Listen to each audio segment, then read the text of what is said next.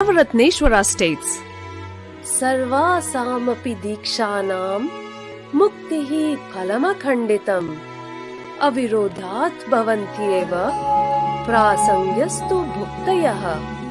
The main benefit of all initiations is moksha, enlightenment. as a side effect, health, wealth, leadership, and well-being happen. And in Rudrayamala Tantra, Shiva says, Devi diksha vihinasya na siddhihi na cha sadgatihi tasmat sarva prayatnena guruna dikshito bhavet.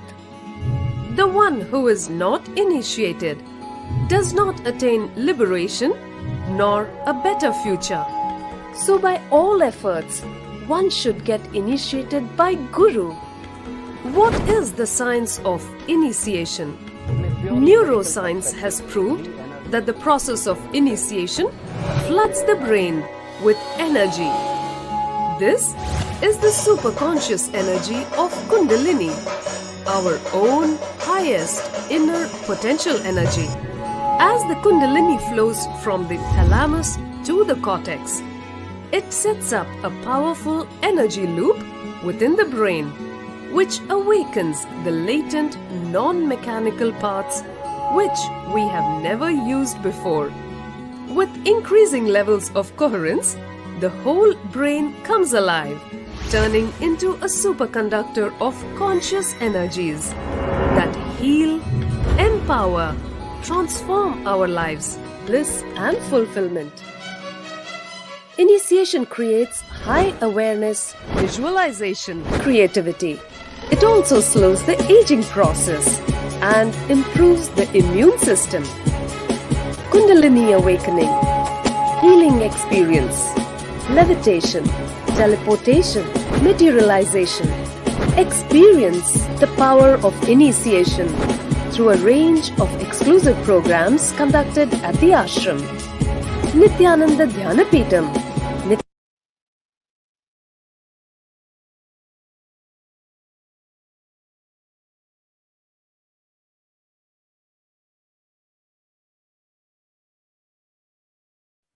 Yes, with that beautiful video, let us move on to learning what is the four aspects of evidences for the science of power manifestation. The pramanas, the evidences, the Shastra Pramana, which are the eternal unchangeable truths that are revealed in the source scriptures. The next is the Apta Pramana, the experiences and results of Aptas or the authorities of Hinduism, the Vedic rishis and scientists who have time tested and verified this explanation. Next is the Atma Pramana or the experience or account of the Supreme Pontiff of Hinduism, Jagat Guru Mahasamidhanam, His Divine Holiness Bhagwan Nithyananda Paramashivam. His millennium's avatar's personal experience of power manifestation. Last is the Pratyaksha Pramana or the empirical evidence from observation and scientific experimentation. So let us now listen to the Shastra Pramana, which comes from the Vijnana Bhairava Tantra, Sutra 34, Dharana 11. कपालान्तर्मनोन्यस तिष्ठन्मीलितलोचनः क्रमेण मनसोदार्ढ्यात् लक्ष्ये लक्ष्यमुत्तमम्.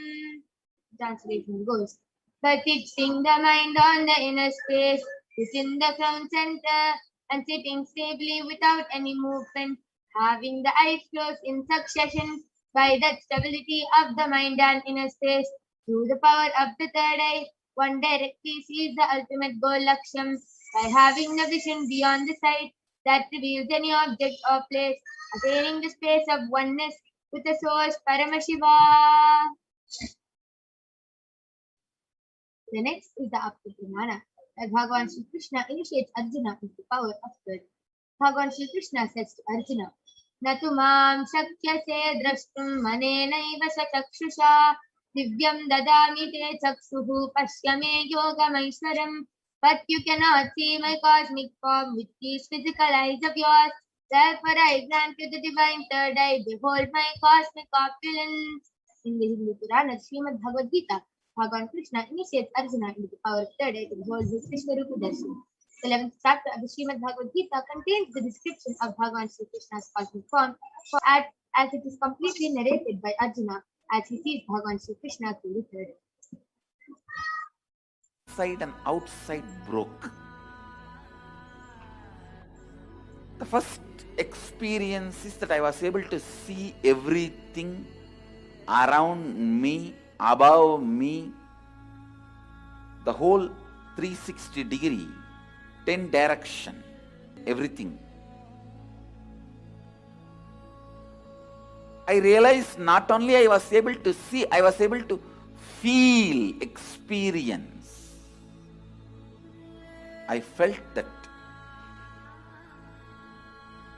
the skin of the stone on rock on which I was sitting and the skin of this body both carry me equally. In both I exist equally. The setting sun, rising moon,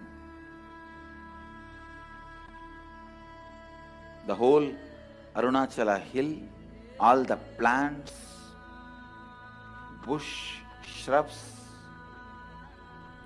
trees, everything, everything, everything.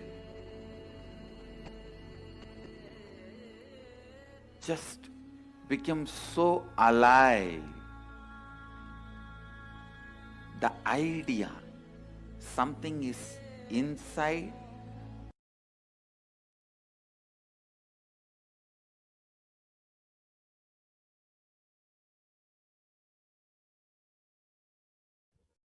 The last is the Pratyaksha Pramana, the empirical evidence from observation and scientific experimentation. Study measures compare the metabolic cell activity of the brain in the conscious and meditative state of the third eye using the positron emission tomography, the PET. When doing daily activities, high activity is measured in the brain where the third eye is located, and when in the deep state of samadhi, only the third eye region is active and almost 90% of the rest of the brain is active. So let us now witness the live Saksha Pramana, the live demonstration of the power of third eye being manifested by the Balasams of the Nithyananda Guru. So we'll be back right after a short break. I request all of you to stay tuned for the power of third eye, which is going to be demonstrated in front of all of you today.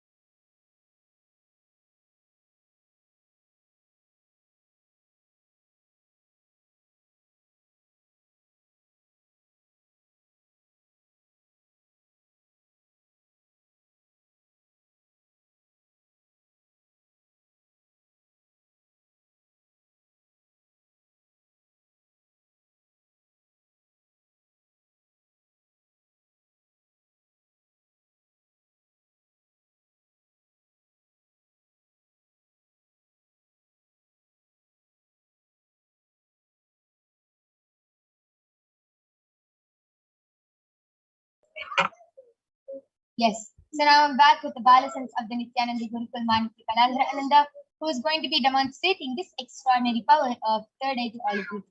So as all of you can see, I have the medically tested eye band. In front is a complete sheet, and Behind there is the fixed punch.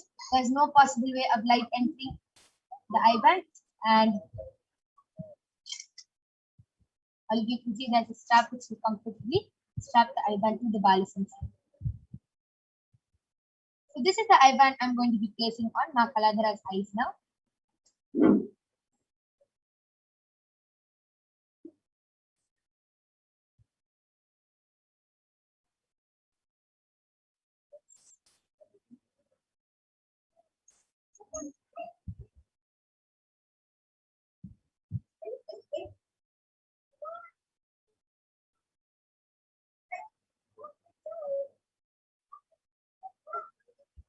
Ma Kaladhara, are you comfortable? Yes, I would like to just fix my event.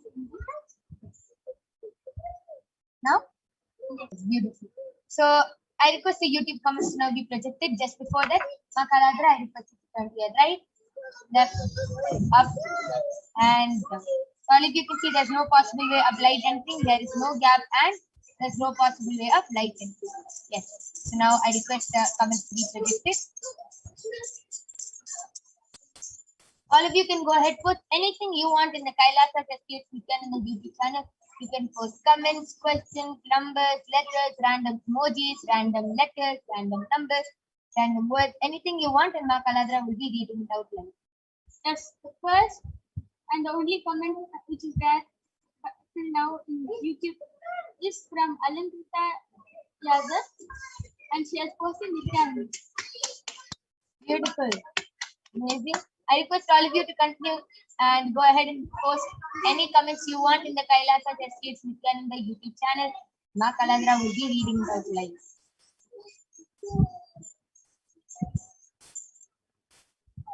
I request the comment section be refreshed.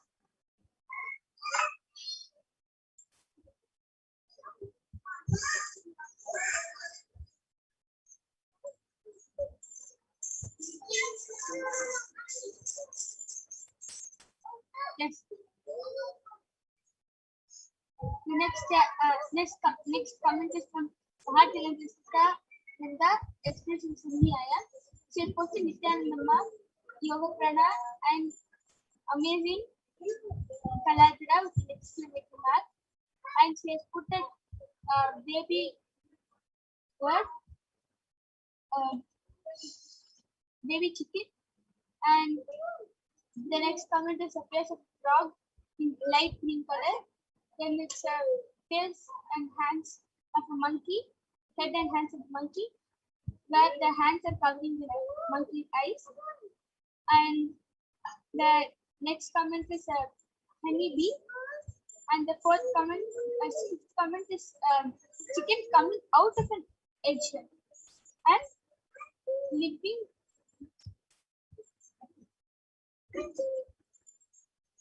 LOVING blessings etc. Amazing. Nithyananda, and thank you for the comment. I request you, specifically you, to go ahead and post any comments you want. You can, okay, yes. Ma Kaladhara, you can go ahead and read the next comment. I will start to share more.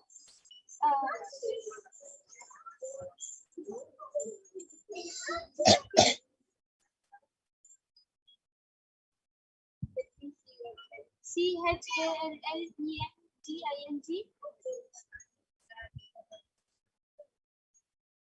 sentences with you, Ma Kaladhara, with a purple color heart and a pink color heart with 5 diamonds on it, with the purple color heart as well. And what the KHUBCHANDANI has posted.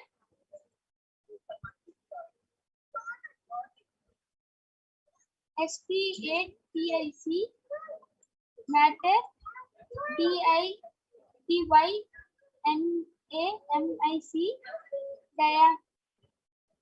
static matter dynamic activity static existence.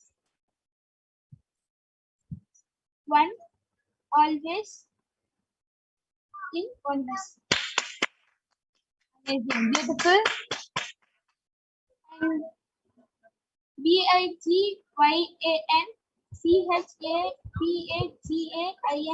has posted a red color heart emoji with a namaste emoji and a smile emoji with two hearts being as the eyes, and another red color emoji and a pink color emoji with 5 diamonds on it, and a rose emoji. And the next comment is from Kaushik Patel. He has posted, Nithyananda, please body scan of my uncle.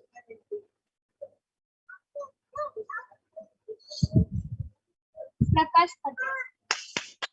Beautiful, amazing. All of you saw how so fluently Ma Kaladra was able to read out all the comments.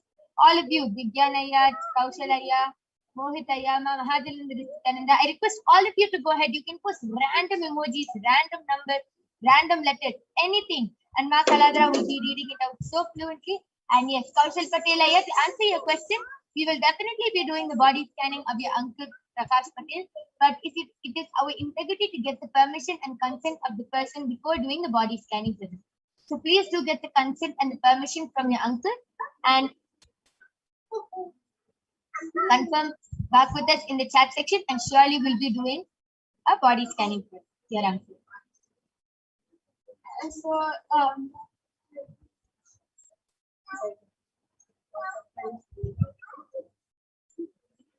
the next comment is from SENDRAYARSHIVAM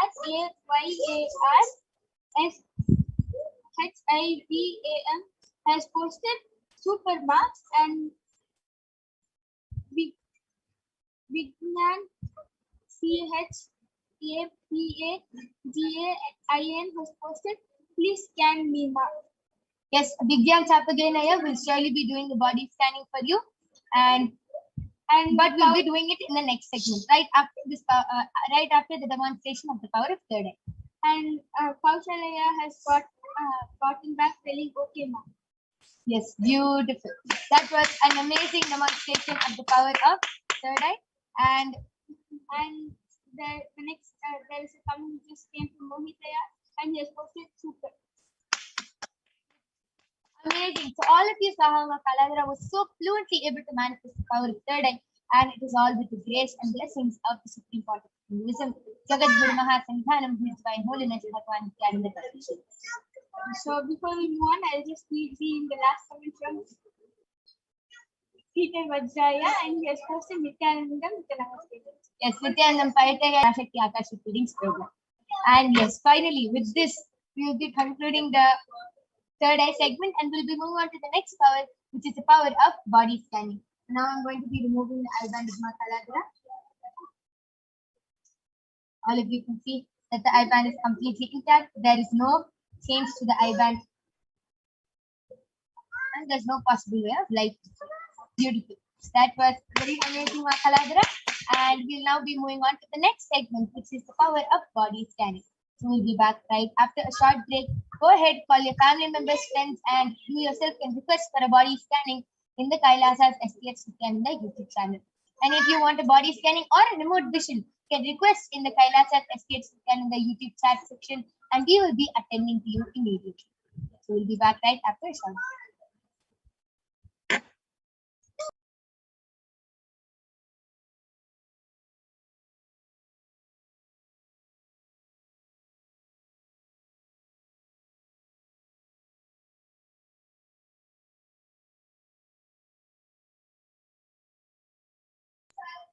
So in this power of body scanning, one awakens the ability to scan illnesses, diseases, medically diagnosed issues, and provide solutions through the third eye.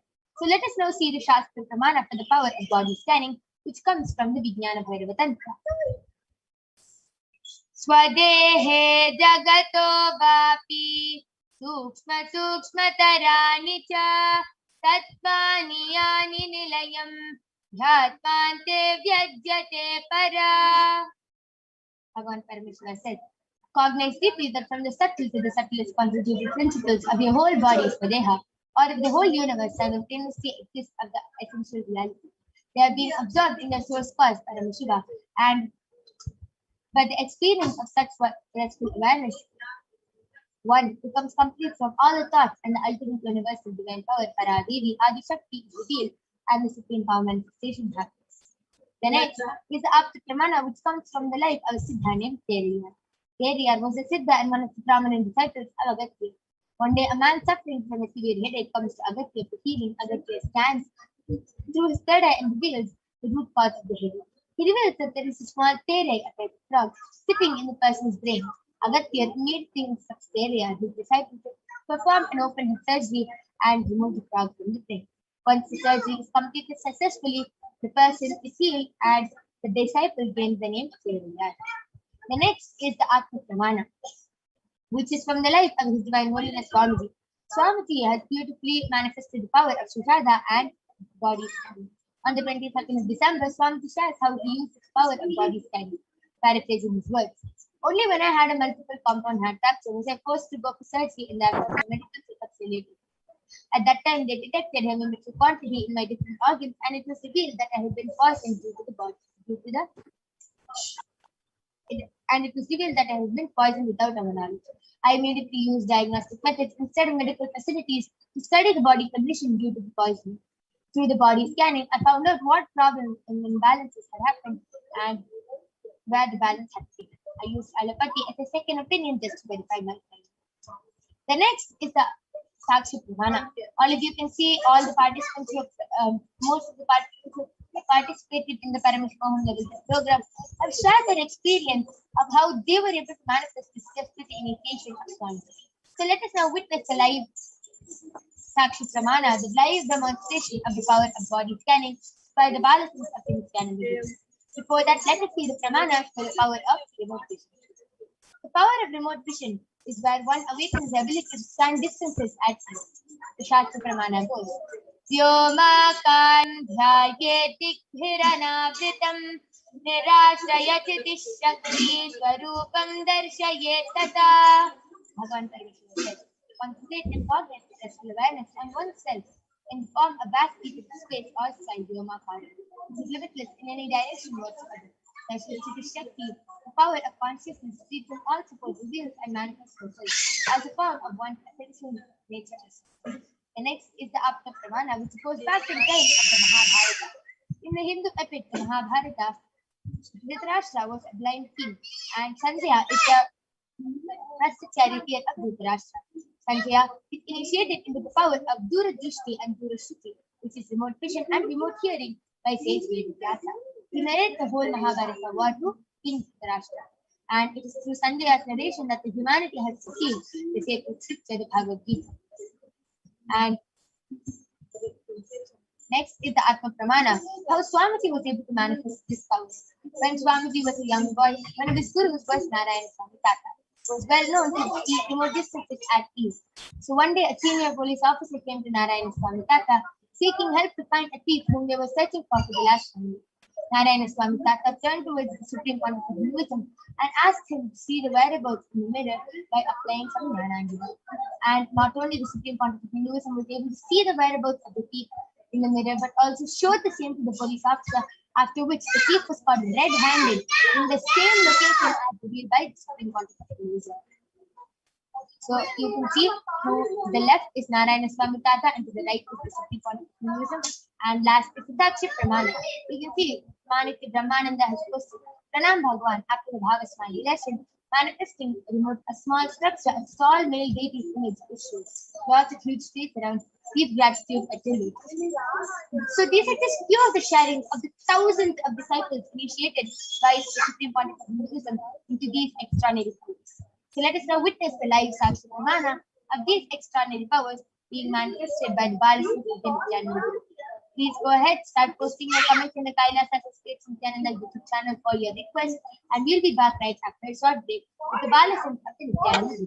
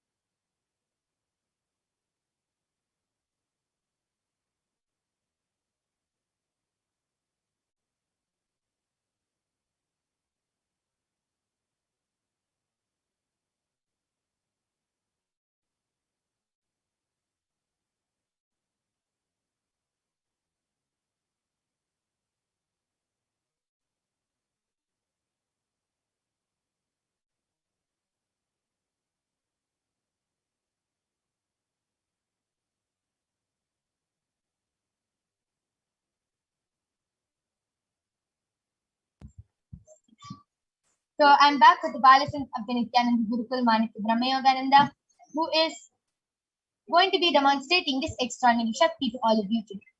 I request the comment section be scrolled to the previous comments.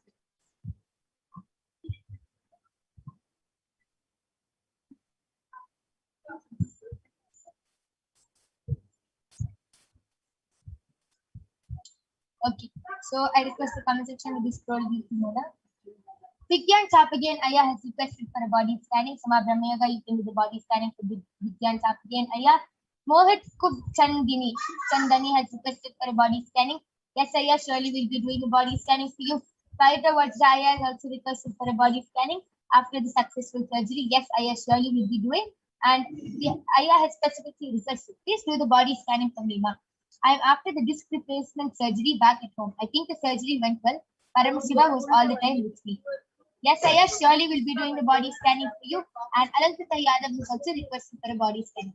Yes. So all the people who have requested for a body scanning will be attending to your request and will be doing a body scanning.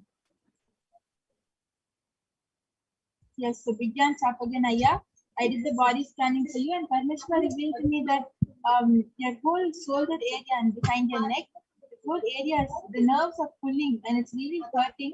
You're not able to do anything properly, and that is happening because you're not moving your body enough for the day and you're not being active. You're not doing yoga also. So Parmeshwar revealed first thing, naturally you have to start becoming more active and doing yoga. And second thing, you should start eating a lot of spinach and beetroot. If you just start eating a lot of spinach and beetroot and start becoming active, the whole pain at the back will heal, and also you'll be able to move your body more freely. You will not feel like your muscles are cramped. You won't get the feeling of stiffness in your body. Yes, beautiful. Vigyan Chapaganaya, this was a body scanning for you. I request you to get back in the channel. Yes, ma Brahma Yoga, you can go ahead and do the body scanning for Fire. And I did the body scanning for Ma Alankita Yadav. And Ma Paramashiva revealed that there is the clothes you are wearing is not, actually, you're not wearing pure cotton clothes from past few days, and that is suffocating your skin. So if you see, you started having a lot of itchiness in the skin, and not only that, you started experiencing a lot of dryness, and you started feeling very like you experienced a lot of itchiness in the skin. Paramashiva was revealing this. The reason for that is because the clothes you're wearing is not cotton clothes, and because of that, it is affecting your skin and not letting your skin breathe. So Swamiji is showing that you should wear a pure cotton, the Kerala white saree, the pure cotton Kerala white saree, and that you should start wearing more free clothes so that your body, that the skin starts breathing more freely. Is what Swamiji is showing. And other than this, Swamiji is showing you're completely fine. And you have to start applying basma on your forehead in the night before sleeping and put a wet cloth on your stomach. This will really heal you from any other problem you're facing. Sendaya Shivan has said, I am Didier. Please do a body scanning. Past 2 days, I'm suffering from indigestion problem. Yes, Aya, surely will be doing the body scanning for you. Vigyan Chapagan Aya has gotten back to you. Thank you.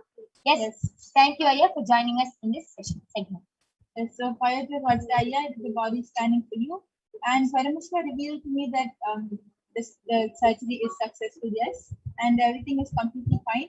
He just revealed one thing that one thing which you should start doing, which will really improve your health and which is naturally something which you should do for yourself is first thing, every day before you go to sleep, put turmeric on your full forehead and a big circle of kumkum right in your third eye area.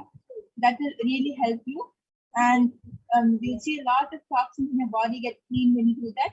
And second thing is, you have to start eating a lot of corn. Just any form of fine, you start eating a lot of corn, and that will also really help.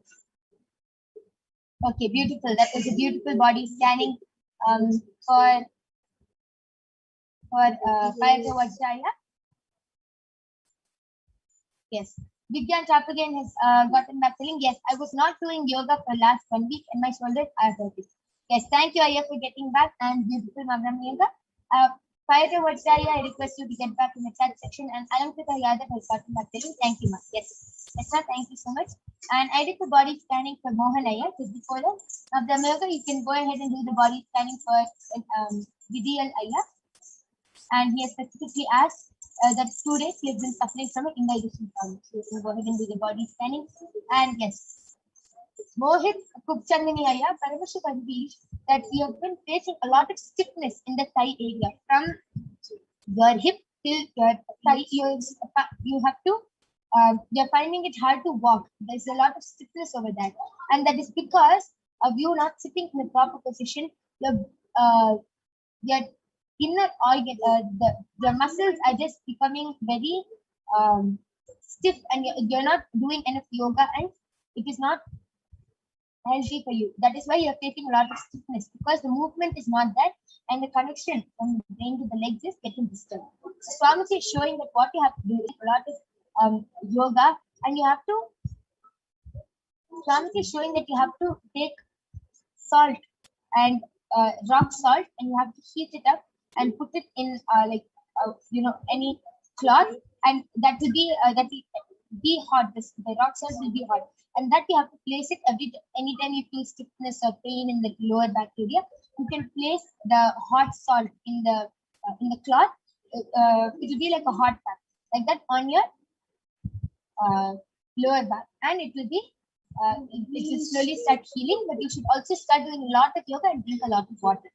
And Mahadalendra Nithyananda has asked, please can you scan for what my limiting root pattern at present is? Thank you. Yes, sure, ma, will be doing the body scanning. Just before that, Parata Vajra Aya has just asked for a confirmation.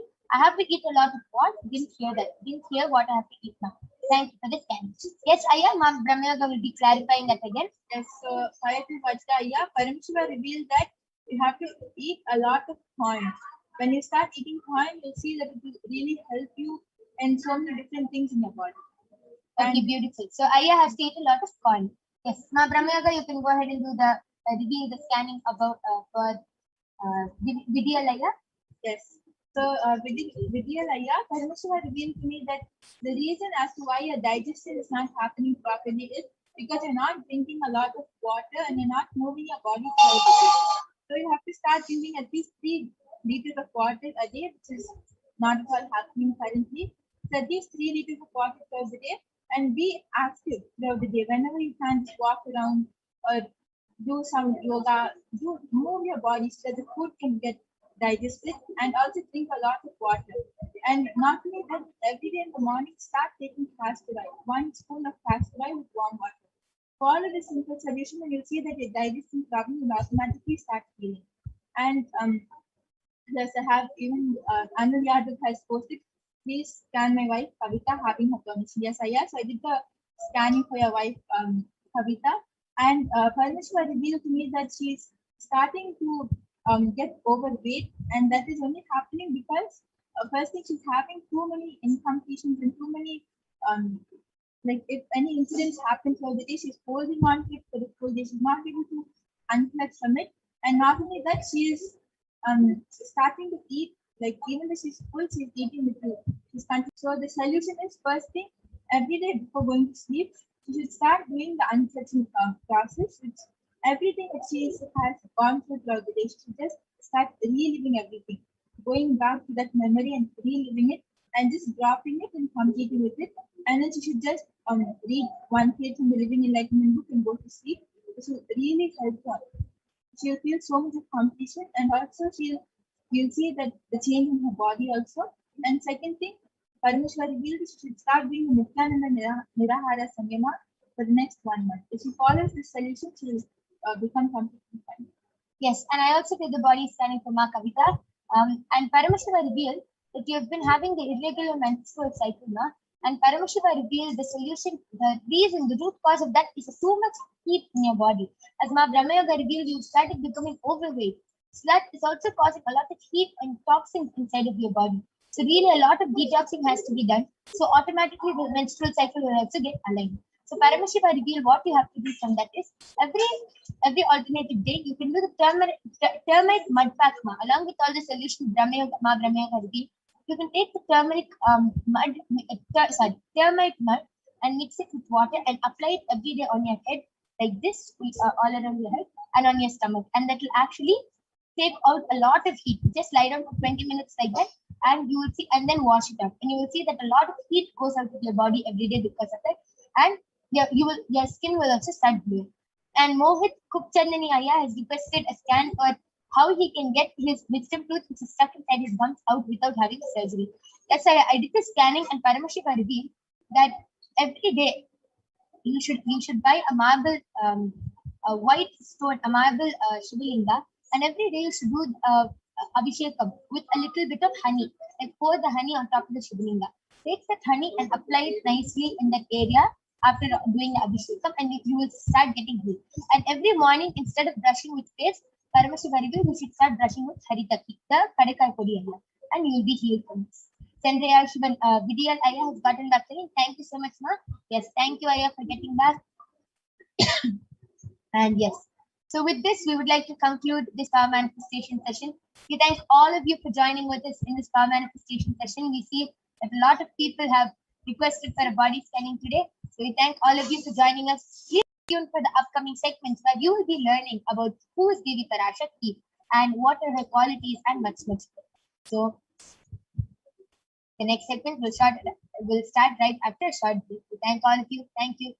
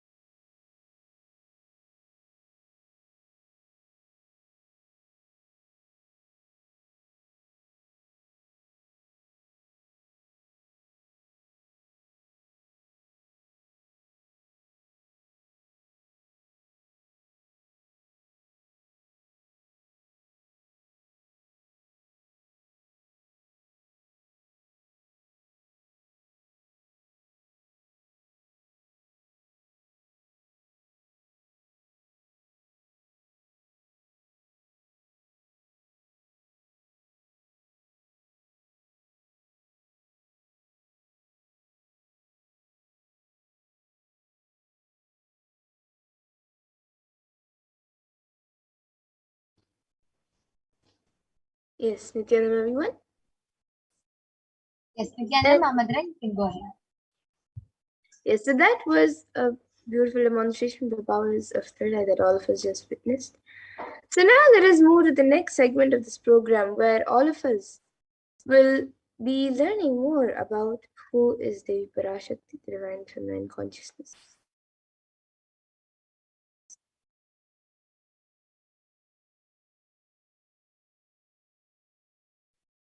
So a shloka of Devi Parashakti, which comes from the Lalita Sahasranama shloka. सिन्दूरारुणविग्रहां त्रिनयनां माणिक्यमौली स्फुरत् तारानायकशेखरां स्मितमुखीं मापीनवक्षोरुहां पाणिभ्यामलिपूर्णरत्नचषकं रक्तोत्पलं बिभ्रतीं सौम्यां रत्नघटस्थरक्तचरणां ध्यायेत् परामम्बिकाम्.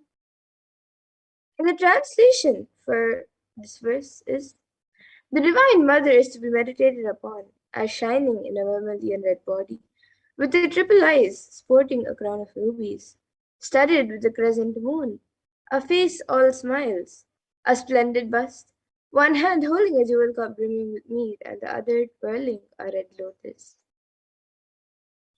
And another Dhyana shloka of the Parashakti, which also comes from the Lalita Sahasranama Dhyana shloka, it says: अरुणां करुणां तरङ्गताक्षीं धृतपाशाङ्कुशपुष्पबाणचापाम् अनिमादिभिरावृतामयुगैः रहमित्येव विभावये Bhavani. And the translation for this verse is: I meditate on the great Empress. She is red in color and her eyes are full of compassion. She holds the noose, the gourd, the bow, and the flowery arrow in her hands. She is surrounded on all sides by powers such as anima of her rays, and she is the self within me. And Devi Parashakti, is the ultimate pure feminine consciousness. Parashakti is the cosmic mother. It is her cosmic womb from which billions and billions of universes come out and go in, and the source where the Big Bang and black holes go on and on. Parashakti is the source Shakti, the source energy, the source power, from which all of us came, in which all of us are in even now, and in which all of us are going to merge. And out of her extreme love and compassion, Devi Parashakti herself is manifesting through the embodied form as the Nijavatara of the Supreme Pontiff of Hinduism, Jagat Guru Mahasanidanand, His Divine Holiness Bhagavan Sri Nithyananda Paramashivam, gracing us, answering all of our questions, giving boons, healing us, revealing our past, present, and future, delivering profound spiritual truths, and ultimately giving us the experience of Paramashivoham itself. And Devi Parashakti beautifully reveals in her own words, raising as Omkara, expressing as Vedas and Agamas, blossomed as Hrimkara, filled as Parashodasi, living in 40 triangles, the Kailasha Swami who is in Kailash, Sri Prachintamani, Parashodasi, sitting as part of Paramashiva, Parameshwari, who rules the world, Paramashakti, Manonmani, Meenakshi, as Nithyananda I took Nijavatara here, to give good boons to everyone, to bestow all goodness. Hiranya Garbha Swarupini, Brahmanda Yoni, Shami, Chandramauli, Rapala, Aparna, Uma, Parvati, Savitri, Navayavana, Samraj Lakshmi, Parameshwari, Parashodasi, Meenakshi, taking the form of Nithyananda, I came here as Nijavatara. With great compassion and blessing, listen, people, to do good to all of you, I took the form of Nithyananda and came down as Nijavatara. And Devi Parashakti continues, raising an Omkara, blossoming as Shiva, Shiva manifesting a source of existence, powers of existence, expression of existence, from the oneness of Om, blossoming into two as Prakriti and Purusha, blossoming as three Shaktis, Icha, Kriya, and Jnana, growing as four Vedas, expanding as five Panchabhutas, beyond six chakras, filled as Gotras of seven rishis, expanding as eight directions, existing as nine grahas, blossoming as 10 indriyas, being as 11 rudras, creating all the worlds, bringing life to tell and make truth blossom and to do good. Parashodasi, Meenakshi, in the form of Nithyananda, I came to bless every one of you. And now let's see how we can receive Devi Parashakti. So literally we're seeing Paramashiva and Parashakti at that moment. She is there on your screen, so you can always receive her in a very traditional way. You can keep 2 betel leaves, 1 banana, 1 betel nut, and a coin in front of the screen as you watch Devi Parashakti. And for those of you who might be wondering what exactly a coin is considered as, or what is its importance, a coin in the Hindu tradition is actually considered the traditional dakshina. And it can even be just 1 paise, and in the US it can even be just a cent. Swamiji says, I'm not trying to monetize, keep even 1 cent, it is okay. So for 100 days, if you have darshan, it will add up $1. In India, even 1 paise is okay. And you can offer that to Devi Parashakti. And once the darshan is over, you can do Namaskarni, the banana, the betel leaf, and the betel nut, taking it as prasadam immediately. And the coins that you collect, you can send it to the Los Angeles temple for the further procedures. And this betel leaf and betel nut may look too small, but in a few days you will see how much it adds to your sentiment that really Devi Parashakti is there. You will not take the Devi darshans for granted. Rituals will break your monotonous unconscious mentality and lifestyle and remind you and raise you to the powerful cognition. It will break your unconscious behavior. So now here you can see how you can set up your tambalam. So you can arrange the betel leaves, the betel nut, the banana, and the coin on a plate and keep it in front of the screen. You can also keep a few additional items such as some flowers, kumkum, turmeric, and glass bangles and coconut. But the 4 basic items is the betel leaves, the betel nut, the banana, and the coin. So you can arrange all the items in a plate and keep it in front of the screen as you receive Devi Parashakti. So the next time when you are setting up for the darshan or getting ready for the darshan, you can set up your own set of tambulam to receive Devi Parashakti. And with that, we now come to a conclusion of this segment where we have learned who is Devi Parashakti and how we can receive Devi Parashakti in a very traditional way. And we'll now be moving to the next segment of this program where all of us will be learning what Devi Parashakti has revealed in the Akashic reading on all the various problems that the world is going through today, on the cause and the solution of all the problems that humanity is going through, and how important it is for us to follow what Devi Parashakti has revealed. So please stay tuned for the next segment where we will be learning what Devi Parashakti has revealed in the Akashic readings.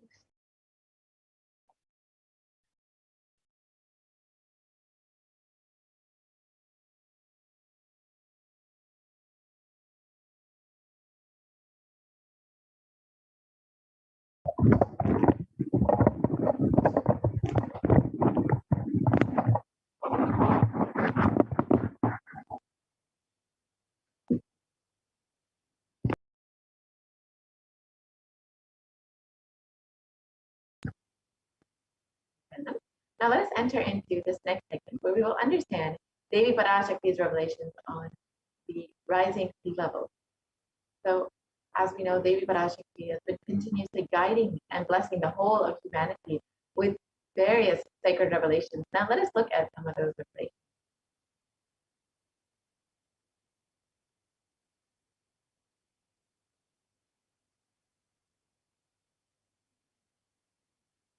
So in the Guru Padika Stotram, composed by Adi Shankaracharya, the very first verse describes how the Guru Padika, the sacred feet of the Guru, is the boat that helps us cross the Anta Samsara Samudra, the seemingly endless ocean of samsara or suffering.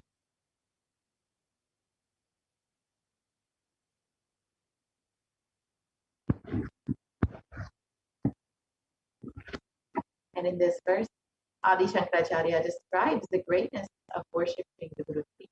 Salutations to the sandals of my Guru, which is a boat, which helps me cross the endless ocean of life, which endows me with the sense of devotion to my Guru, and by worship of which I attain the dominion of renunciation.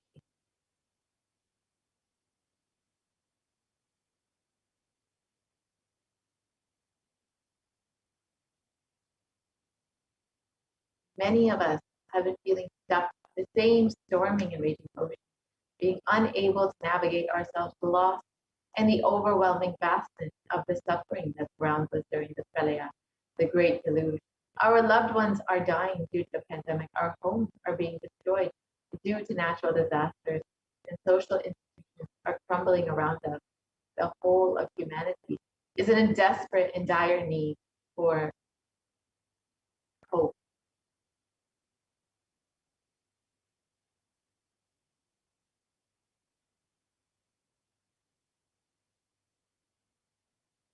And it is at this time that the Supreme Pontiff of Hinduism, the incarnation of the cosmic superconsciousness, out of his love and compassion, having taken their spiritual responsibility for the superconscious breakthrough of the whole of humanity, is manifesting Devi Parashakti, the cosmic mother, and guiding and healing the whole world as literally the boat that sails us through the pralaya, the cosmic deluge.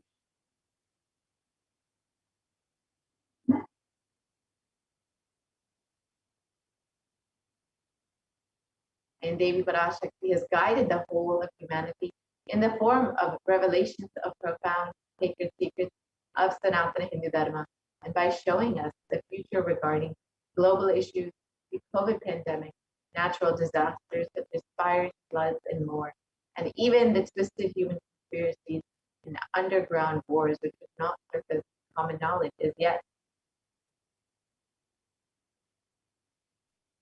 In this segment, In this segment, we will be elaborating on the statistical, scientific, and scriptural references of each sacred revelation, which has manifested precisely as the same guidance emerged from Devi Parashakti, for us to imbibe deeply and start following as Devi Parashakti continues to protect us until the storm ends and we safely harbor at the shores of our consciousness. so now let us look at the revelations on sea levels rising from the Cosmic Archives on the 19th of May 2021. Let us first watch the video.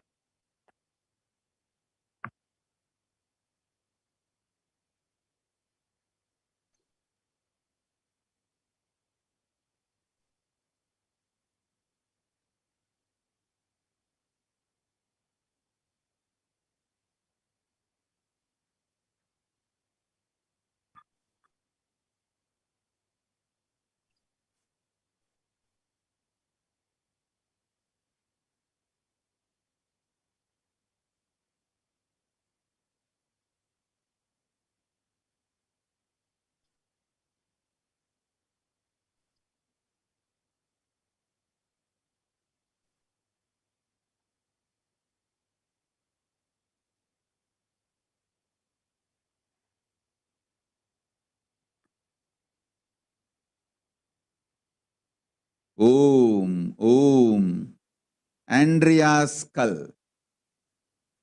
மூன்றாம் உலகப் போரிலிருந்து தப்பிக்க எந்நாடு பாதுகாப்பென்று கேட்கின்றாய், கேட்டுக்கொள் சொல்வதை எல்லாம். மத்திய கிழக்கிலே போர், இந்தியாவில் corona கொடுந்தொற்று மற்றும் கடல் உயர் எழும்பல் எனும் மூன்றில் இருந்தும் காவல் கைலாசம் ஒன்றே. வாழ்விற்கு அதுவே நன்றே. முடிந்தால் வந்து சேர்ந்திடு. ஓம் ஓம்.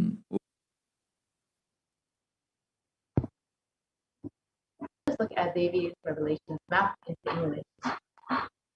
You are asking which country is safe to escape from the third world, which is said war in the Middle East, deadly corona in India, and rising sea levels. Protection from all these three is one and only in Kailasa. Only it is good for life, if possible. Come and reach. Om, Om, Om.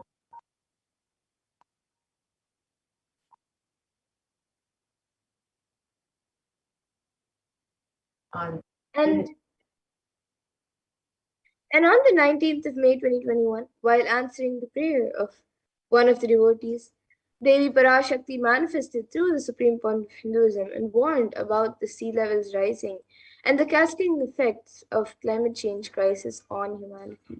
And exactly as they revealed, the very next day, on the 20th of May 2021, the biggest ever iceberg broke, which was 70 times the size of Manhattan, posing a huge threat to humanity, causing the sea levels to drastically rise.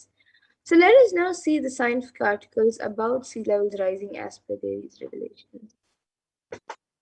So yeah, here is the article published in the news, and it clearly shows that on the 20th of May 2021, the world's largest iceberg broke off an Antarctic ice shelf. This is exactly one day after Devi Parashakti revealed about the cascading effects of climate change.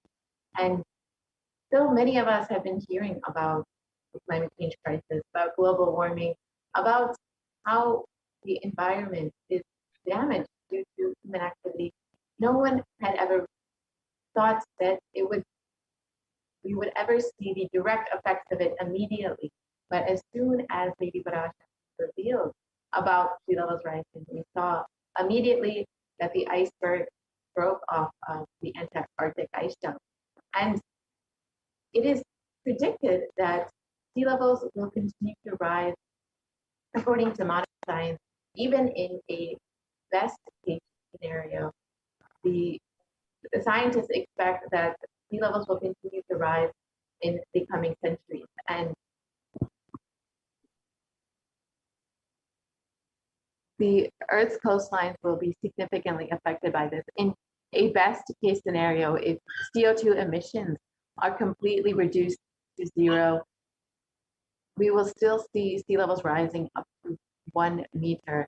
And if the CO2 emissions continue at the high rate that they are going right now, we will see that sea levels rise and the coastlines being affected up to 5 meters or more.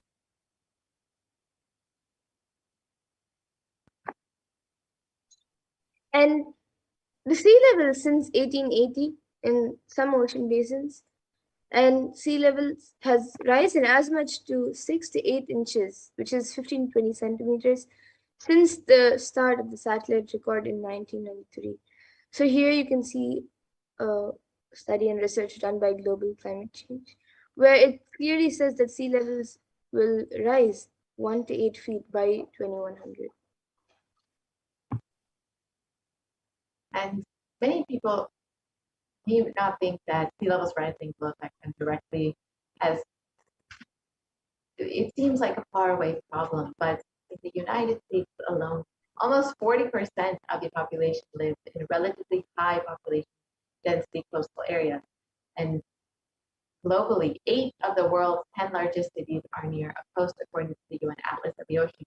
So as sea levels rise, these communities will be directly affected.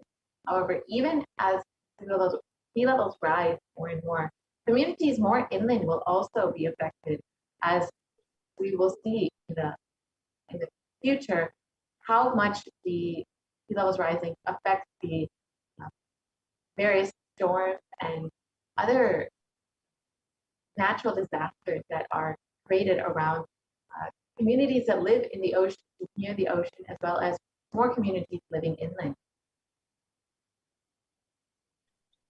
And background waters means that deadly and destructive storm surges such as those associated with Hurricane Katrina and Superstorm Sandy and Hurricane Michael will push further inland than they once did.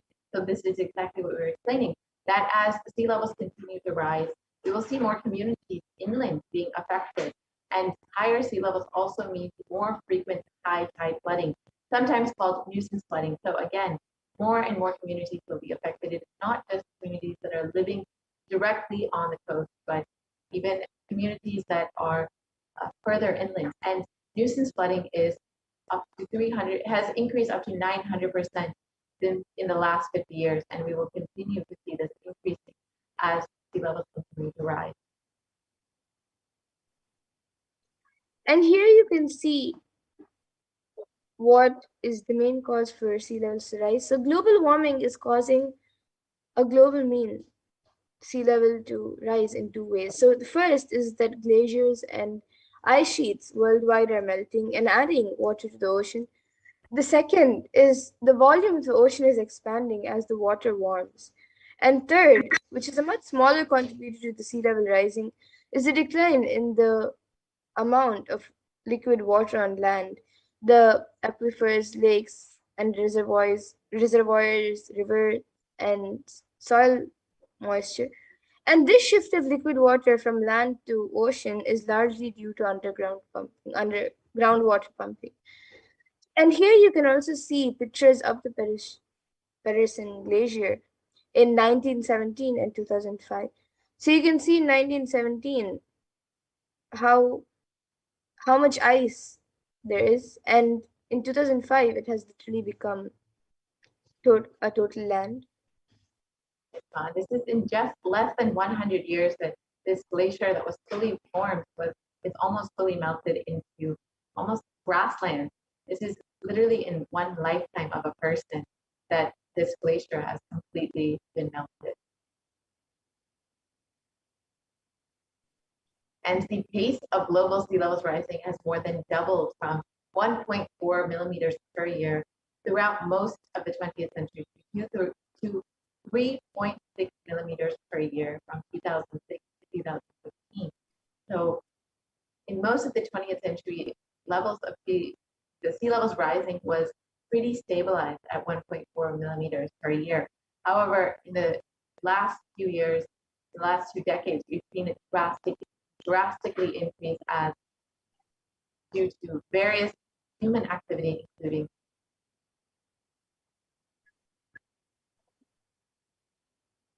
and we've seen that the levels of sea levels rising has increased drastically, and this is mainly due to human activity, the meat industry, the transportation industry, and various other industries which have caused extreme amounts of CO2 emissions and damaged the environment greatly. Fortunately, despite all of the warnings from scientists, we've seen that there has not been any slowing down in the way that we have been damaging the environment.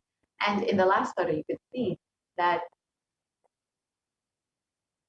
the Greenland ice loss has increased drastically over the last few decades. Between 1992 and 2001, it was around 34 billion tons per year. And between 2012 and 2016, it has increased to 247 billion tons per year. So it's almost 8 times as much, just as in just a little over a decade, it has increased. We are on a very high speed path of destruction at the moment. And Devi Parashakti has already revealed this, that no place will be protected from this except for Kailasa. The effects of sea levels rising and the effects of the climate change crisis will unfortunately be affecting many, many communities and many people all across the globe. And on August 2021, the UN publishes a code red warning of worsening global warming and rising of sea levels. So here you can see the code red warning where the UN scientists warn about the global warming. Yes, and in the previous article, it showed that on August 2021, the UN published a code red, a warning of worsening global warming and rising sea levels. So this was just a few months after Devi Parashakti's revelations, and Devi Parashakti had already warned that we will be experiencing the effects of sea levels rising, of the effects of climate change crisis, and multiple times Devi and Swami have warned that we will be facing these effects, and very many natural disasters, many communities will be affected by this. And many months later, the UN also published a code red of how much the global warming has worsened and how much we will be seeing the effects of this. And in the warning from the UN, it stated that some harm from climate change, like the dwindling ice sheet, the rising sea levels, and the changes in the oceans as they lose oxygen and become more acidic, is irreversible for centuries, millennia. The world is locked into 15 to 30 centimeters, that's 6 to 12 inches of sea levels rising by the mid-century. So according to modern science, there is no way to reverse the damage that has already been done by humans and human activity. And scientists say that even if we significantly curb emissions in the coming decades, more than a third of the world's remaining glaciers will melt before year 2100. So when it comes to sea ice, 95% of the oldest and thickest ice in the Arctic is already gone.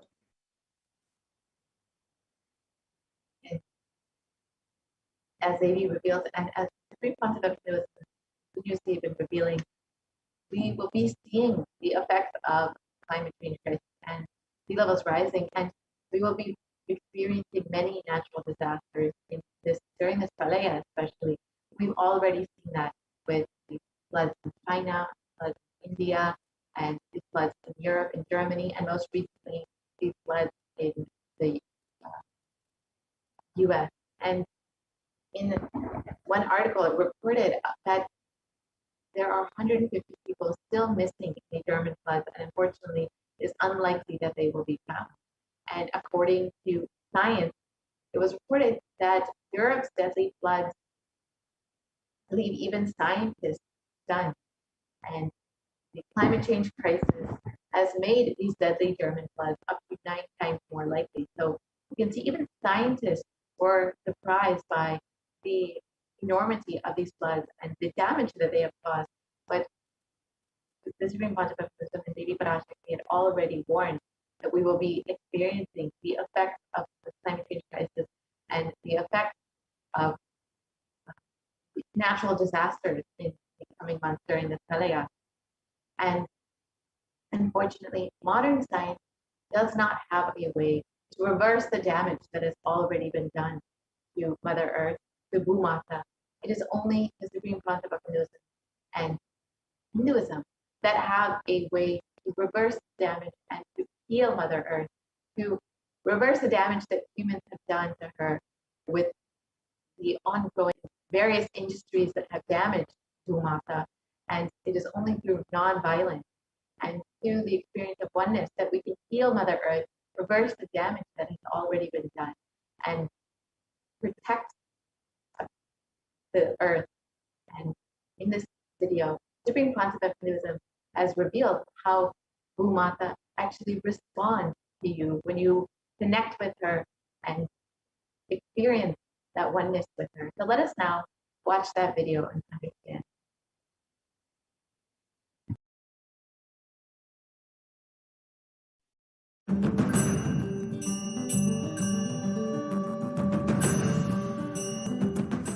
The human beings have become so distanced from the real life, are ready to explore things. We become so far away from, at least I can tell you from my experience, village boy.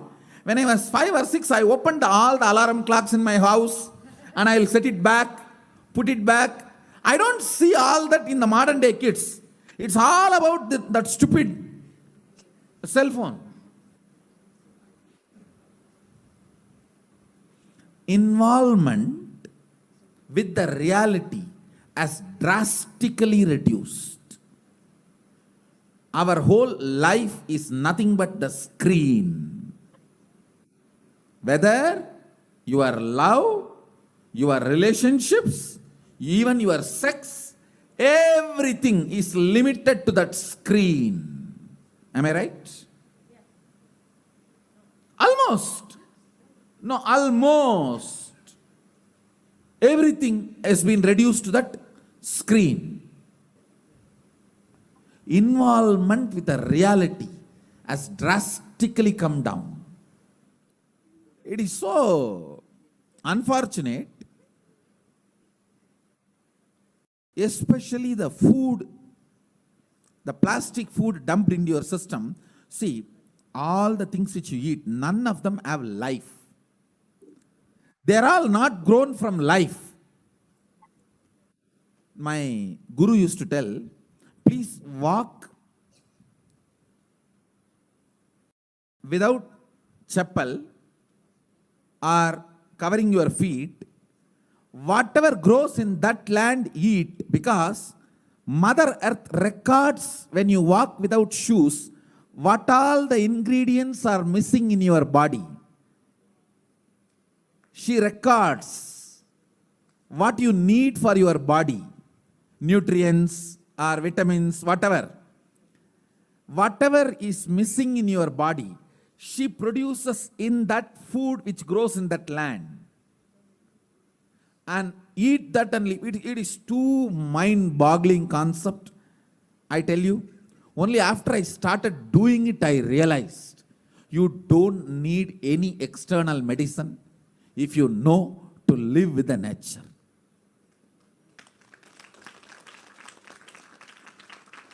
Mother Earth, Bhumata, walk on the earth without shoes. In that land, what grows by exactly what you need for your body.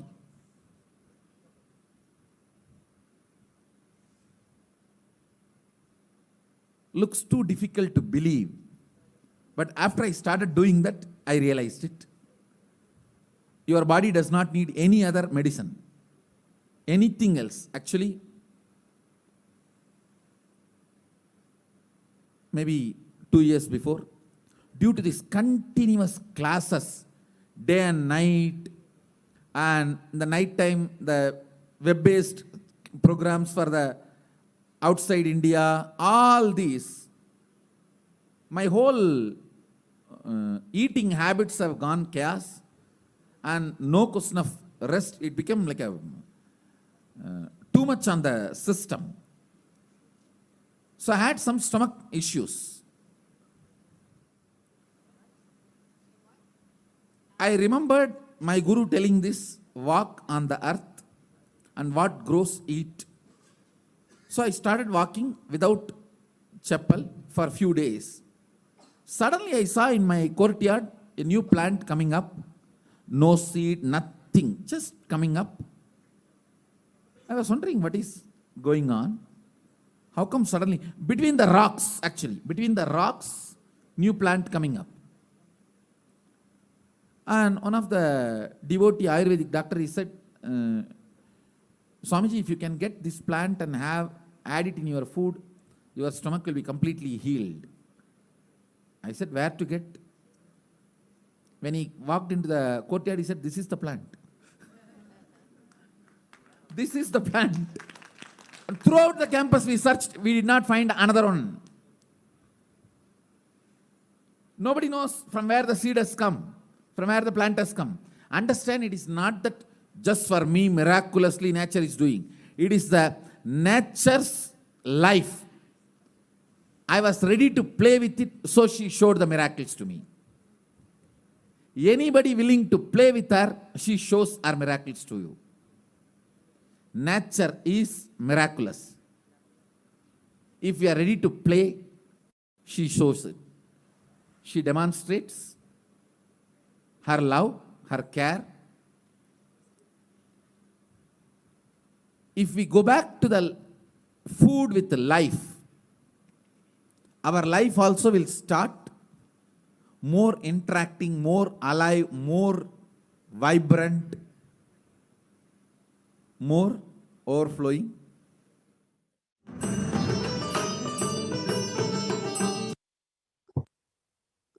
Now that we've seen how beautifully the Supreme Concept of Hinduism explains how nature responds to you and shows you miracles when you are ready to play with her, when you're ready to connect with her. And it is only through non-violence that you can connect with Mother Nature. And non-violence is the grand narrative of Hinduism. Let us now understand more about this as explained by the Supreme Concept of Hinduism himself.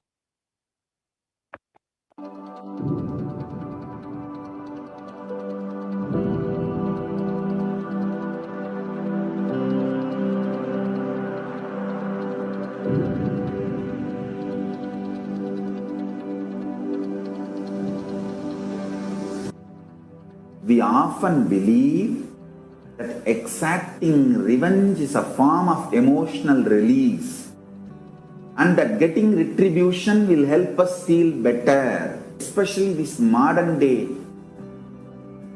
cinema, entertainment industry, cult brainwashes you. The act of revenge as a way of gaining closure after a wrong is done. No! I tell you the truth, revenge has the opposite effect. Revenge is like a korangu sorinjikra mari, ari padangadu. Tamil, they say that monkey feeling itching and scratching itself is never going to settle down. Till that monkey dies, it will not settle down because it will create a wound and it will not keep quiet with that wound. That same wound it will scratch more and more. And it will be more infection. Finally, the monkey will die. Orangu sorinjikittadum, nama violence la vidaradum onnu. Understand?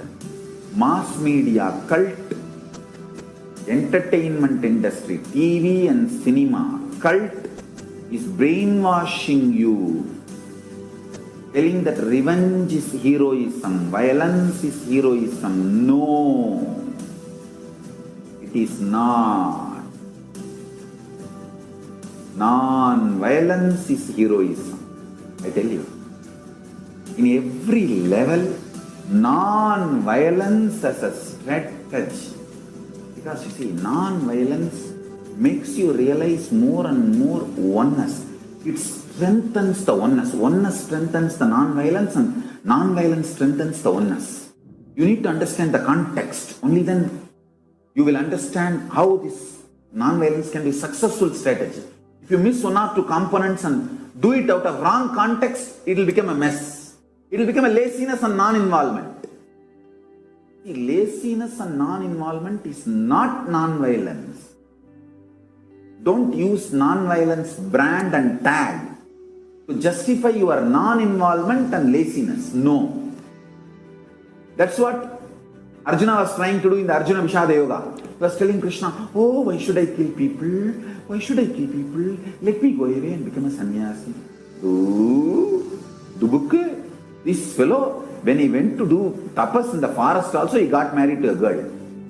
Every time this fellow goes for tapas, whether he brings boons or not, he brings girls. Alright, no disrespect to Arjuna, is incarnation of Nara and Narayana. So no disrespect to Arjuna. Non-violence should not be misconstrued or should not be used to portray your non-involvement and laziness, tiredness and boredom. Hinduism is actively enriched. World will become great place. Not only we are a non-violent tradition, we believe in consciousness. We have the science of consciousness, raising the quality of the humanity. We believe in it, we spread it, we live it. We be, live, believe. Let us all understand non-violence need to be actively lived, be lived, believed and actively enriched. Actively enriched. All I wanted all of you to know what Hindus miss Sri Kailasa should do. Do Tyaga, to tell the world actively, enrich the world actively about Hinduism. Ahimsa paramo dharmaha. Ahimsa is the highest value as per Hinduism. Ahimsa paramo dharmaha. That is the grand narrative of Hinduism. Non-violence, grand narrative of Hinduism. We need to tell that grand narrative to the whole world. Actively. Actively we need to tell that grand narrative to the whole world. Ahimsa paramo dharmaha. Tyaga. Non-violence. Unclutching. All these are not inactive, tamasic, inertia, lazy, tired, bored, withdrawn lifestyle. Non-violence means not only you will be non-violent, ahimsa, established in ahimsa, you will actively practice ahimsa and enrich everyone to live ahimsa. You will create an ecosystem where ahimsa can be practiced with integrity. Understand? All the infrastructures needed to keep the non-violence ahimsa alive. Media is the non-violent way of reaching out to people and telling the real truths and facts. Like media, education mechanisms, everything should be actively filled with the truths, ideas about non-violence, Tyaga, spiritual strength, powerful cognitions, all these great truths. Listen.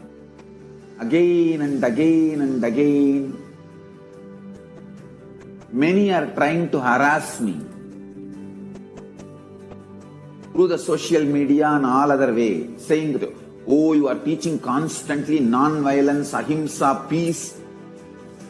Don't you see you are making Hindus weaker and weaker? Understand? If Hindus listen to what I am saying sincerely, they will understand I am trying to make them really stronger. Understand? Strength is intelligent way of existing.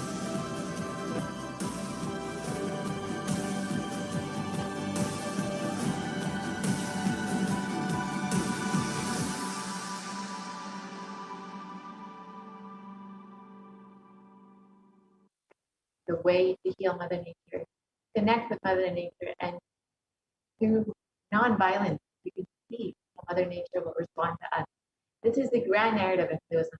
Hinduism has so many of these beautiful teachings, and the supreme concept of Hinduism is reviving this whole science and sharing it with the world. So if you would like to learn more, you can visit kailasa.org and sign up to be an e-Kailash today and learn all that Hinduism has to offer to the world and what all the supreme concept of Hinduism is doing in the field of environment and climate change over the last 26 years.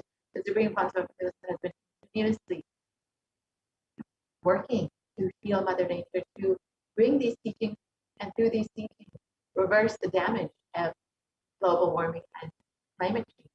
And you can learn more about that by visiting kailasa.org and signing up to become an e-Kailash. Now we will look at some of the other revelations made by Devi Parashakti. Devi has made so many revelations, especially for what we should be expecting during this pralaya, during the pandemic. So we will look at some of those revelations. Now Devi has spoken extensively about how our mental health will be affected during this pandemic, which most of us can directly relate with. So let us look at some of those revelations and understand them a little bit more.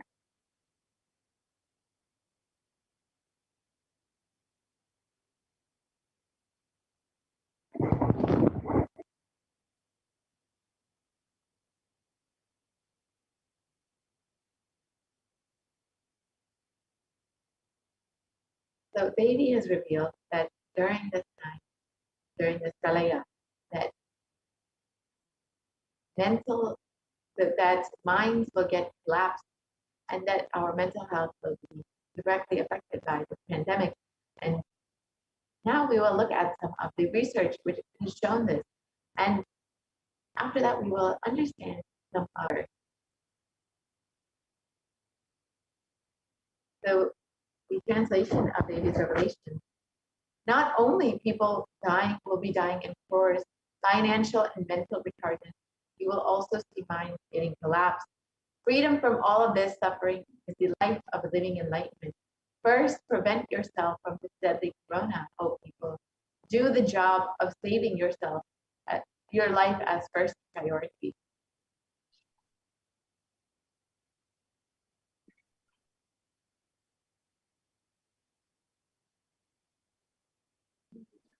And many articles, research has shown that the mental health of people has drastically declined since the beginning of the pandemic. And in global news, it was reported psychiatric symptoms like depression, anxiety exhibited by COVID-19 patients.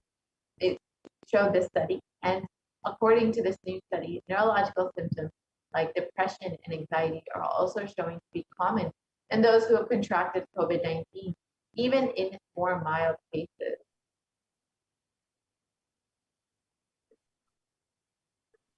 And we also have another article and study confirming the same on 8th June 2021 of the impact of COVID-19 on the mental health of US college students. So it says that the results indicate that students closer to graduating faced increases in anxiety, 60.8%, feeling of loneliness, 54.1%, and depression, 59.8%. Many reported worries for the health of loved ones most impacted their mental health issues 20.0%, and the need to take care of the family most affected current and future plans 31.8%.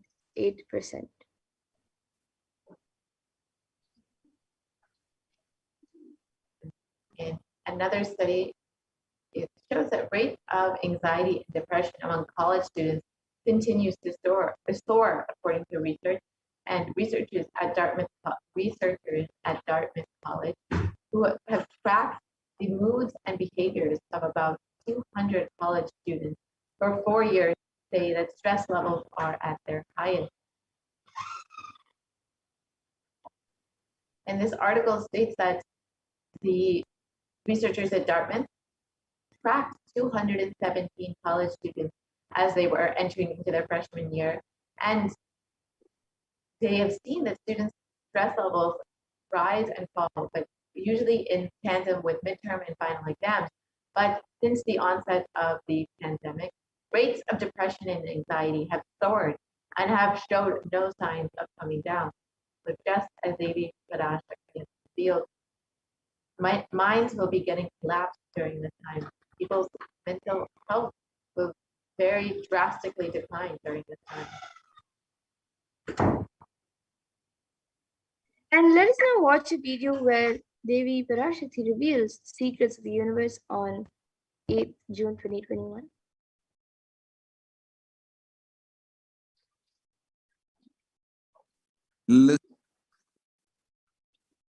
Listen intensely.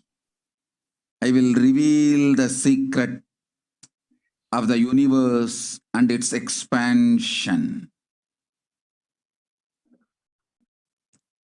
Life on you does not end while your body drops dead.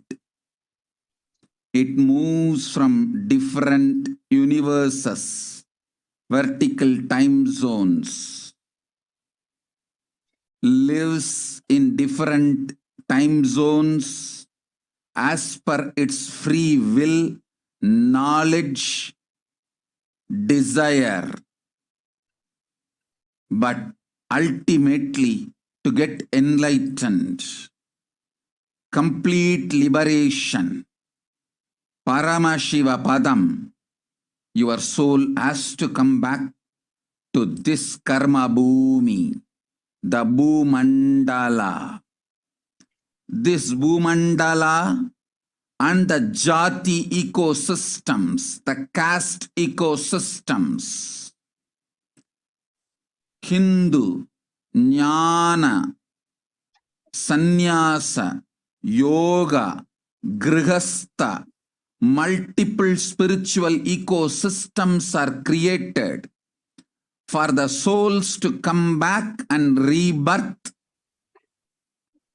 and grow more and more towards enlightenment easily, quickly, in accelerated speed and space.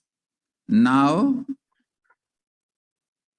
too many souls from the cosmos is landing into this Bhumandala to be part of Kailasa and to manifest Kailasa. That is the reason the rate of expansion of the universe has been accelerated. An intense ecosystem for great enlightened beings and incarnations to land is being manifested by me through my Nijavatara Nithyananda and this Kailasa. All the blessed fortunate beings will be attracted to Kailasa and experience liberation.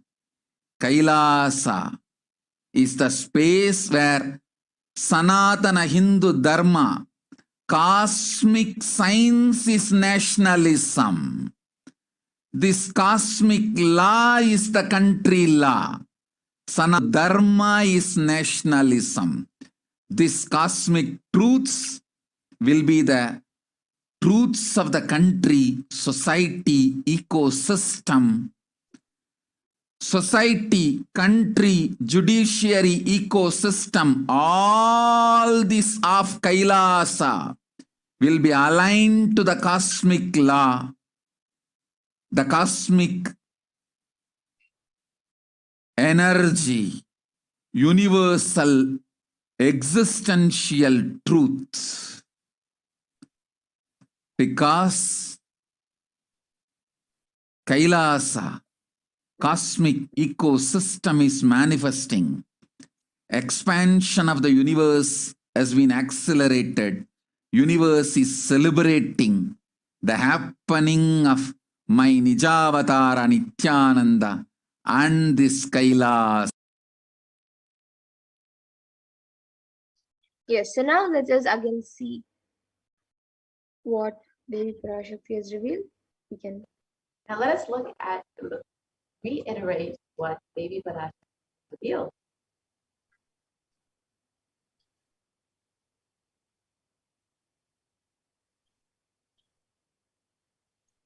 Listen intensely. I will reveal the secret of the universe and its expansion. Life, consciousness in you does not end while your body drops dead. It moves from different universes, vertical time zones, lives in different time zones as per its free will, knowledge and desire, but ultimately to get enlightened, complete liberation, Paramashivoham, your soul has to come back to this Karma Bhumi, this Bhu Mandala. this Bhu Mandala. Yes, we can go back to the previous slide.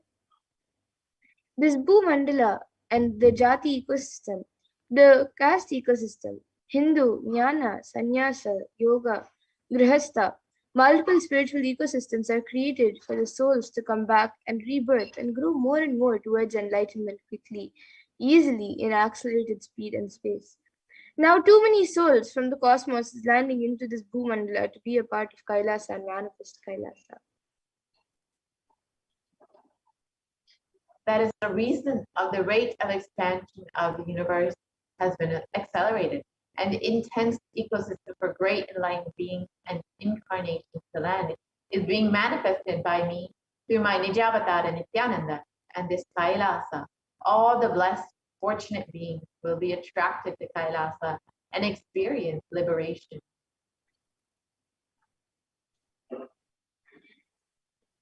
And Kailasa is the space where Sanatana Hindu Dharma, cosmic science, the law is the country law. Sanatana Hindu Dharma is the nationalism, the cosmic truth. This cosmic truths will be truths of the country, society, ecosystem. Society, country, judiciary system, all these of Kailasa will be aligned to the cosmic law, the cosmic energy, universal existential truth. Because Kailasa, the cosmic ecosystem, is manifesting. Expansion of the universe has been accelerated. Universe is celebrating the happening of my Nijavatara and this Kailasa.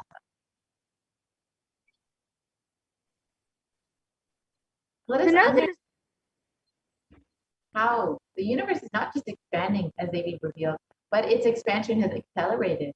And let us understand what modern science has to say about it.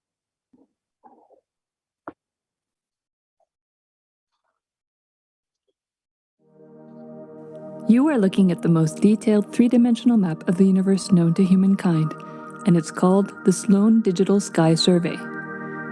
Scientists from around the world have just completed a 20-year-long survey of the night sky, measuring the positions and distances of more than 4 million galaxies and quasars. This detailed map will help scientists shed light on the remaining mysteries of the universe. Let's go on a journey from the local stars to the largest scales of our universe. Beyond the local stars that draw familiar constellations in the night sky in the neighborhood of the Earth, in addition to our own Milky Way, billions of galaxies are spread throughout the observable universe.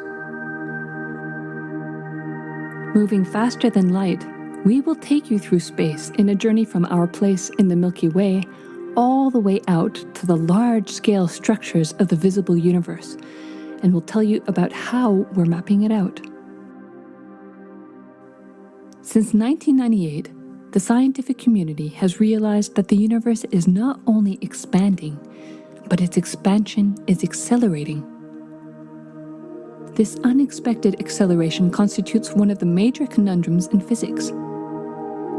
From a theoretical perspective, the acceleration may be accounted for by either assuming that there exists some mysterious dark energy, or by modifying Einstein's theory of gravity, called general relativity.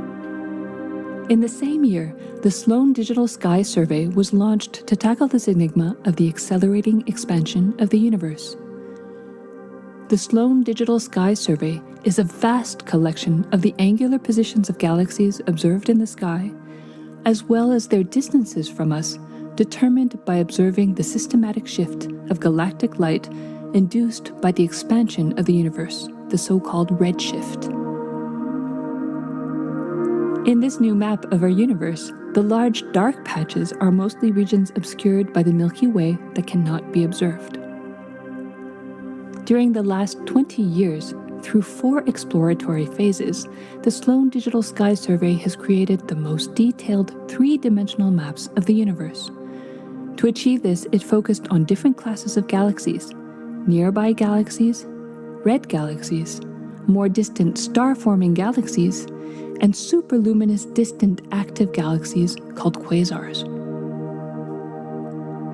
The 4th and latest Sloan survey took place from 2014 till 2020. During this time, the new project called the Extended Baryon Oscillation Spectroscopic Survey, or EBOS for short, continued previous Sloan mapping of the extragalactic sky and just recently finished measuring distances for 1 million galaxies and quasars. These successive surveys allow scientists to trace the large-scale structures of the universe up to a fraction of its horizon, represented by the cosmic microwave background emission, seen here as a colorful pattern projected onto a sphere. The cosmic microwave background is the thermal relic of the universe, which dates back to about 400,000 years after the birth of the universe, also known as the Big Bang. Adding the EBOS data to the previous Sloan exploratory phases 1, 2, and 3, the Sloan Digital Sky Survey now has a database of 4 million galaxies and quasars, assembling the largest and most complete 3D map of the universe to date. This unprecedented achievement provides scientists with new tools for shedding light on dark energy and also for constraining of general relativity, leading to a better understanding of the fundamental laws that rule our universe.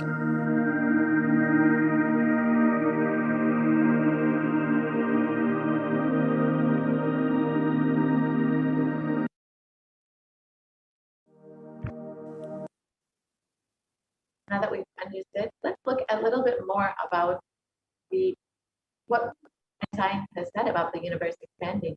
In National Geographic, it was reported that the universe seems to be expanding faster than all expectations, and new evidence deepens a mystery around the Hubble constant, one of the most important numbers in cosmology.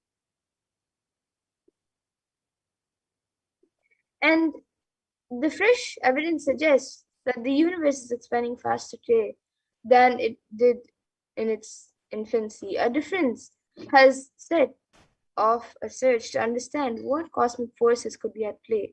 It confirmed the changing rate, which is 9% faster than had been projected, would force us to reconsider a fundamental aspect of the cosmos.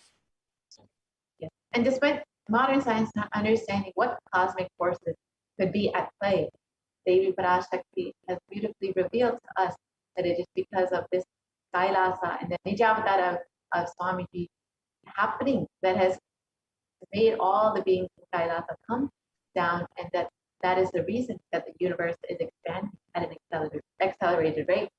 And according to independent research done at Harvard University, has also demonstrated that time and time again, the universe is accelerating in its expansion.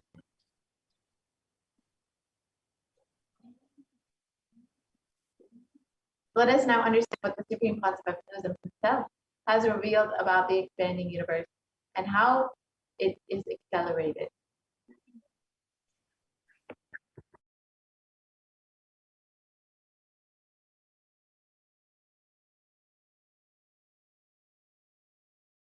Listen, the key information, the key line I wanted to bring all your attention through this video is universe is not just expanding, its expansion is accelerated. Please understand. Last few years, I am screaming in top of my voice that superconscious breakthrough is happening.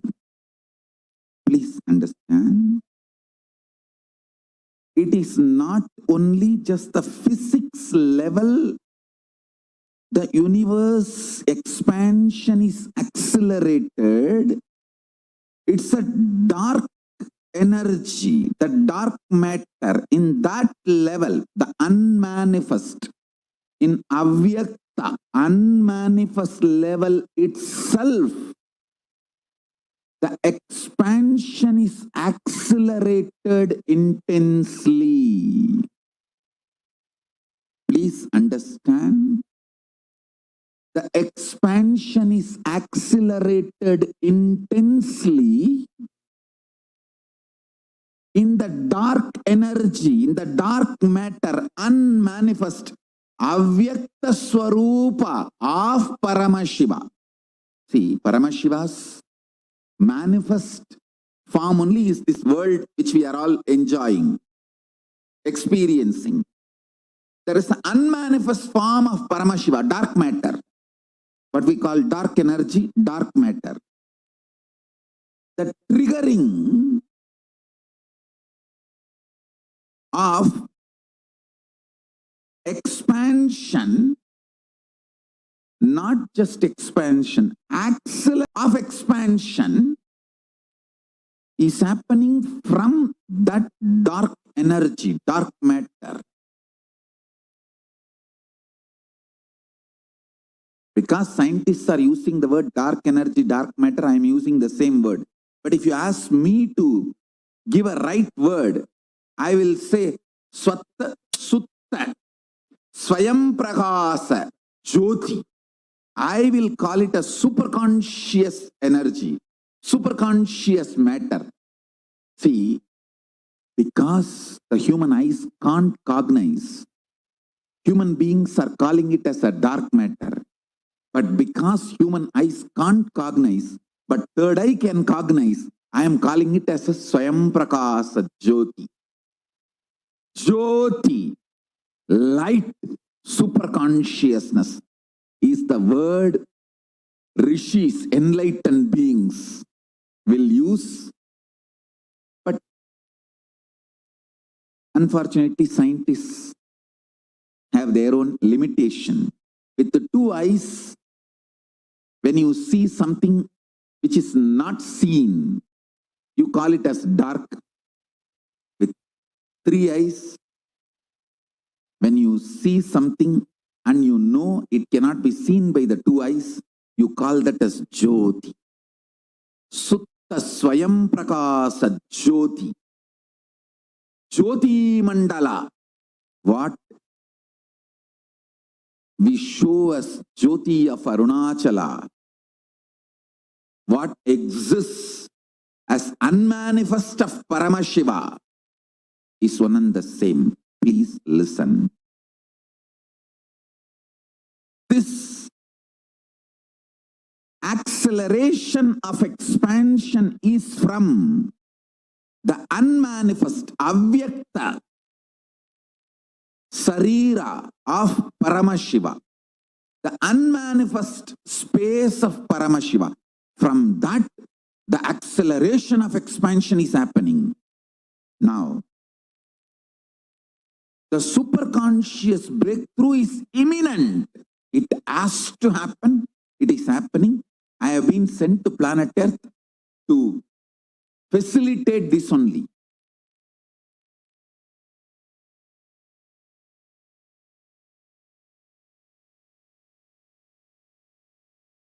Listen.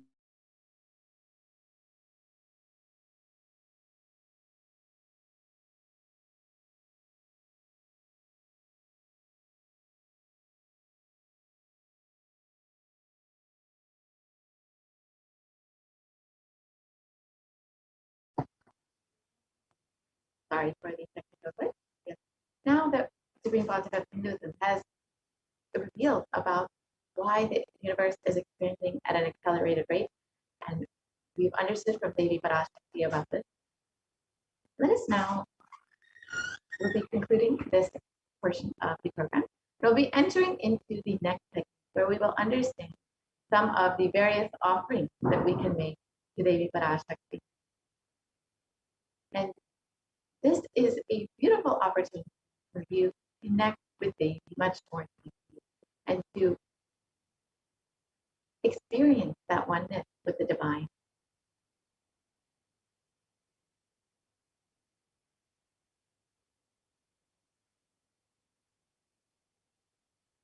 So an offering is a giving of a divine gift of pure love, devotion, and oneness.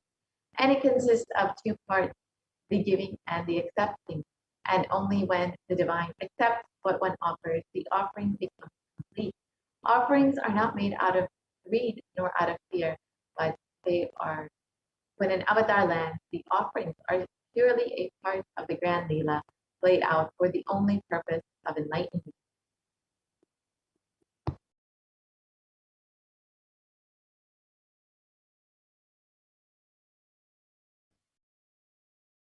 So as we get ready to receive the darshan of Devi Parashakti today, let us see this Dhyana Shloka and be in the remembrance, cherish the remembrance of Devi Parashakti through this Dhyana Shloka, which describes her grace and splendor. And this shloka is from the Mula Agama, Manonmani Dhyana. It says, Induniभवेदकरवर्णिनयनं स्यात् पङ्कजवराभयजपाक्षरसरयुक्तम् अङ्गहिमभूषणविचित्रवसनं स्यात् तुङ्गमुकुटोज्ज्वलमनोन्मणिस्वरूपम्.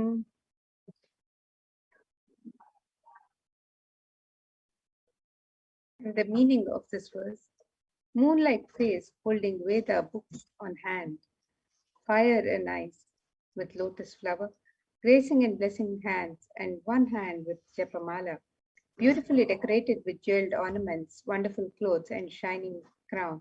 Her name is Manonmani. And another Dhyana Shloka on Devi Parashakti describes, Dhyayet Devim Trinetram Shashinibhavadhanam Vedahastam Dadhanam Savye Padmam Varadamapare Chapayam Chakshamalam Divyairabharanairvibhushitatanum Brahmadipit Pujitam Devi Meva Manonmanim Pratidinam Kamat Tadatrim Shubham.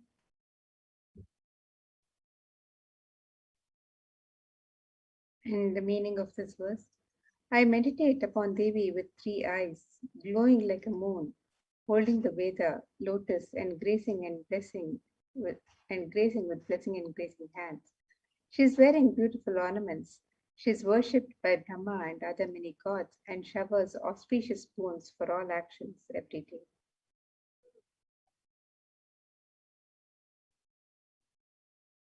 And in the Hindu tradition, various offerings are made to the divine in the element of gold, for gold is considered to have great spiritual significance and is used in abundance in the Hindu tradition, in the Hindu rituals. So let us look at the Shastra Pramana, a verse from the Atharva Veda, which describes the significance of this divine element of gold. This verse says, Tredajitam janmanedam hiranyamagnirekam priyatamam bhabhuva Somasyaikyam parapatata apamekam veda samreta ahustvavai vishe. And the translation for this verse: triply born by birth is this gold. From the atoms of dearest to Agni, one fell away from the soma when it was hurt. One they call the seed of virtues and powerful apa, the watering molecules. Let that triple gold be for your long life. And gold is a divine element in the Hindu tradition. It purifies anything it touches. It is an element of great spiritual significance and spiritual power, of healing and enlightening. The vibration of gold has the power to infuse sattva energy and positive thought currents in anyone who wears and in anyone who sees or operates in its vicinity.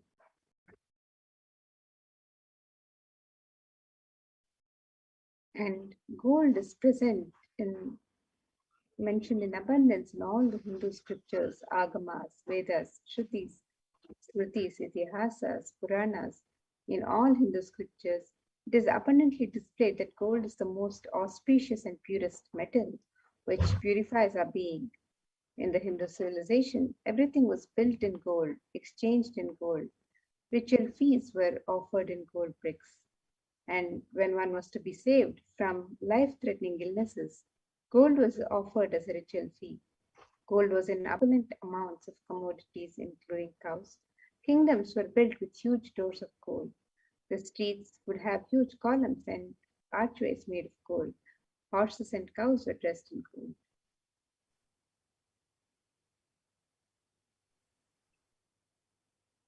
The Hindu civilization thrived on the banks of rivers of gold.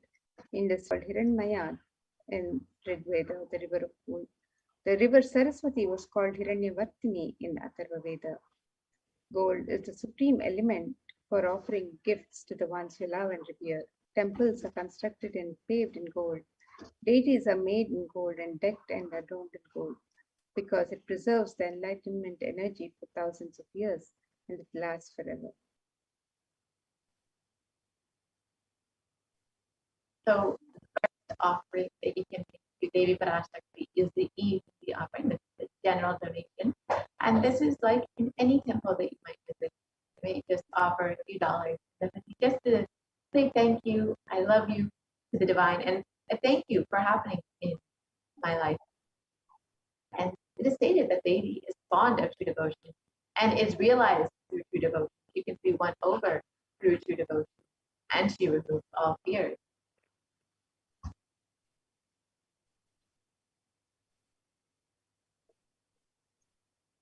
If there's any fear in the minds of the devotees, Devi is sure to remove that fear. It is stated that Devi likes to be worshipped in autumn. And this is not the autumn, the season, but rather the autumn of our lives, when our thoughts turn more and more inward, and the role of the divine becomes much more known and clearly understood. And the need for Devi worship becomes much stronger. And Devi is the one who bestows happiness on her devotees. So you can offer your gratitude and devotion to Devi Parashakti.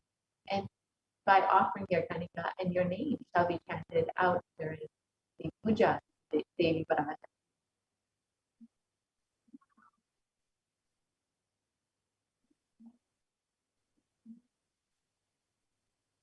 And the next offering to Devi Parashakti is the offering of the Sankalpa chanting, the conscious resolution that we make when we connect with the divine, when we commune with the divine. And a verse from Devi Mahatmyam describes this. It says, Tayaitan mohyate vishwam shaivam vishwam prasuyate saya chitta ja vijanam tushta ruthim prayaschati. The meaning of this verse: the goddess enchants this universe and she herself gives birth to this universe. That goddess being prayed without interest in anything gives that knowledge that leads to salvation and gives wealth in the materialistic world. And when you offer the conscious resolution, Devi Parashakti blesses with the fruition of all the desires and wishes, your asked and unasked prayers.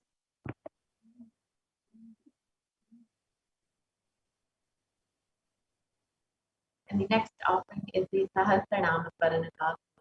And this is the gold coin with the inscription of the Devi's various names. And Devi is described as Nama Parayana Pita, the one who likes the repetition of her various names. So this is a very special and unique archana offered to the Mahameru of Devi Parashakti. So you can offer any of Devi's 1018 inscribed on these gold coins. And each of these names of Devi are not just her names, but rather the various attributes and qualities of Devi Parashakti. So when you offer one of these gold coins, or as many of these gold coins as you would like, with the various inscriptions of Devi's name, you will be blessed with all the Ananta Kalyana Gunas, all the divine qualities of Devi Parashakti herself.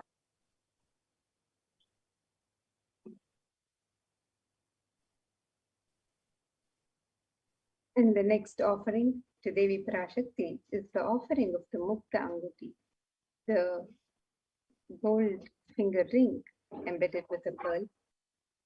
And Devi is fond of pearls and is adorned with pearls. And this verse describes the beauty of Devi adorned with pearls. It says, Muktahara lasat kirita ruchiram purnendu vaktra prabham shinjanno purakinkini manidharam padma prabhabhasuram sarvabhita palapradham girisutam vani rama sevitam meenakshim pranatosmi santatamaham karunya varam nidhim. And the verse describes, I bow to the goddess Meenakshi, whose crown has garlands of pearls and a face shining like a full moon, who wears anklets that are studded with gemstones and has small bells, who is shining like the splendor of lotus, who grants all the wishes, the daughter of the mountain, who is worshipped by goddesses Vani and Rama. I remain ever bowing to the goddess Meenakshi, the ocean of compassion. And you can offer this pearl finger ring to Devi Parashakti today and receive the blessings to be showered by her compassion and pure love in all your business endeavors. And all of these offerings to Devi Parashakti are available for you to gift to Devi at the website www.kailas/sevas.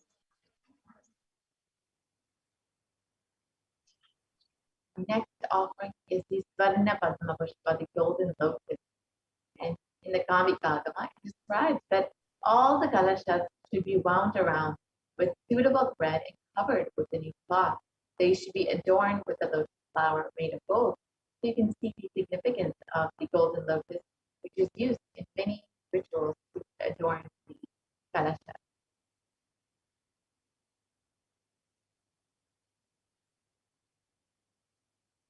And there are hundreds of scriptural references for using the lotus in the worship of Paramashivoham.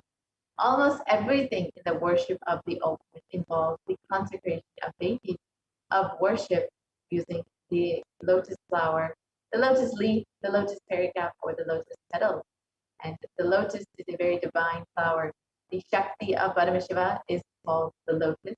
The base of the Paramashiva Linga is the lotus, and the disciple of Paramashiva is also considered to be a lotus, ready to bloom.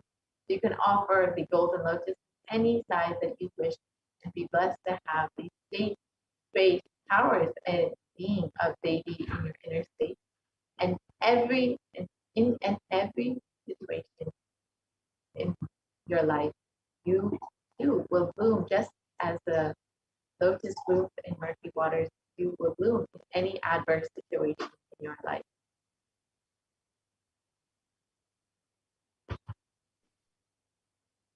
And the next offering to Devi Parashakti is the Swarnameti, the offering of the gold toe ring to adorn the lotus feet of Devi Parashakti.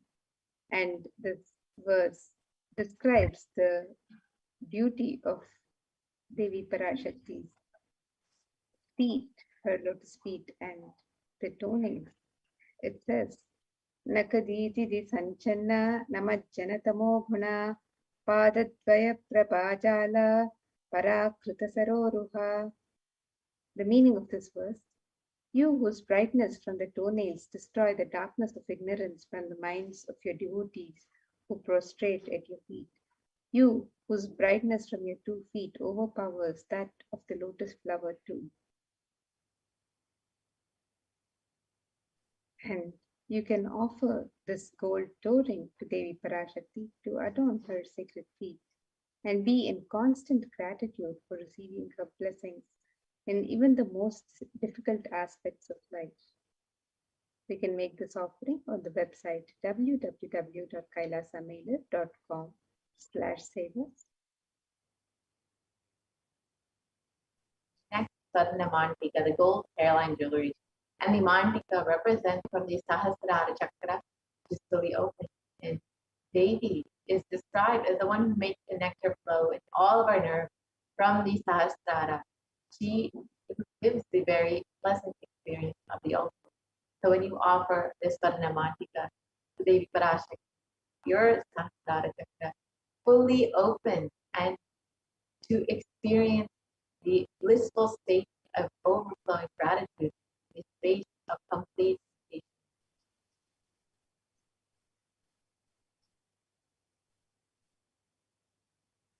And the next offering to Devi Parashakti is the offering of the Pratyaksha Pada Puja, a most sacred offering of a disciple to the Guru.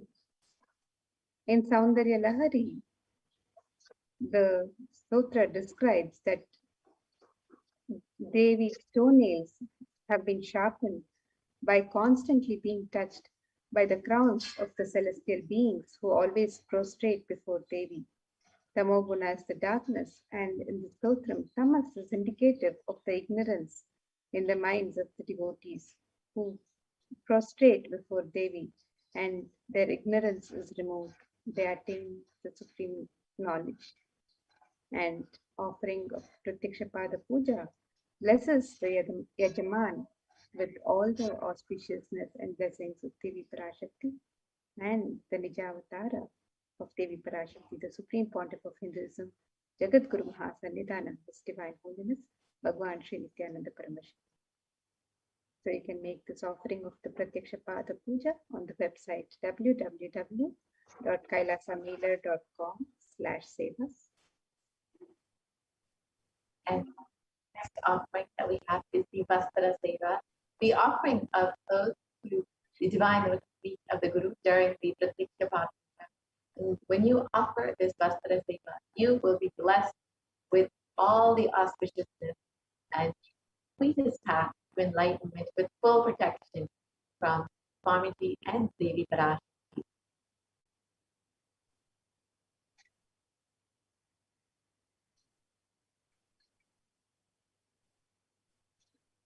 So here is the list of the various offerings that you can make.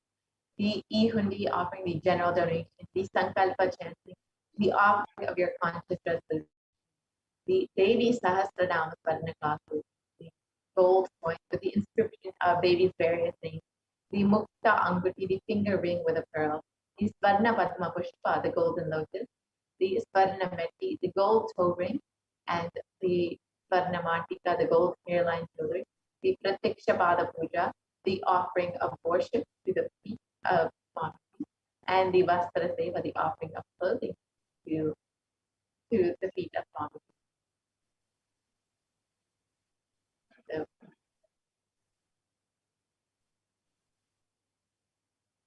So you can very simply make your offering by visiting kailasamailer.com/sevas if you are immediately ready to make your offering. Or if you want to fill out an intention form, if you're interested but you still need some help manifesting, or you want more details, you can fill out an intention form and you will be contacted to guide you through this offering and how to manifest your offering. And then if you are immediately ready to make your offering, you can go to the link that is provided. That's kailasamailer.com/sevas, and you can go ahead and click the make an offering here. And once you do that, you will be directed to this.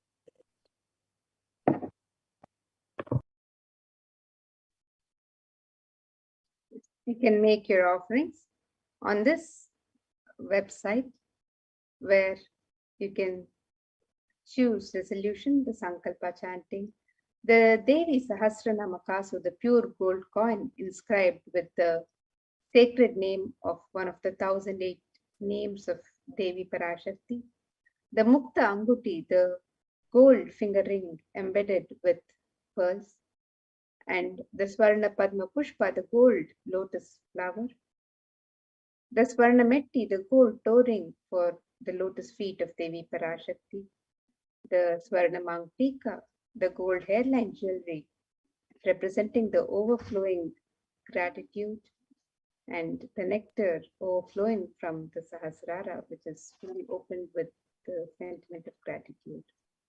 The Pratyaksha Pada Puja, the offering of the ritualistic gratitude to the Guru. The Vastra Seva, offering of the sacred cloth.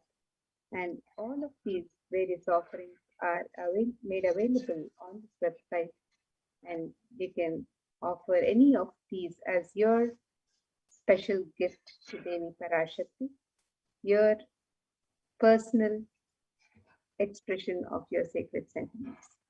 You can make all of these offerings.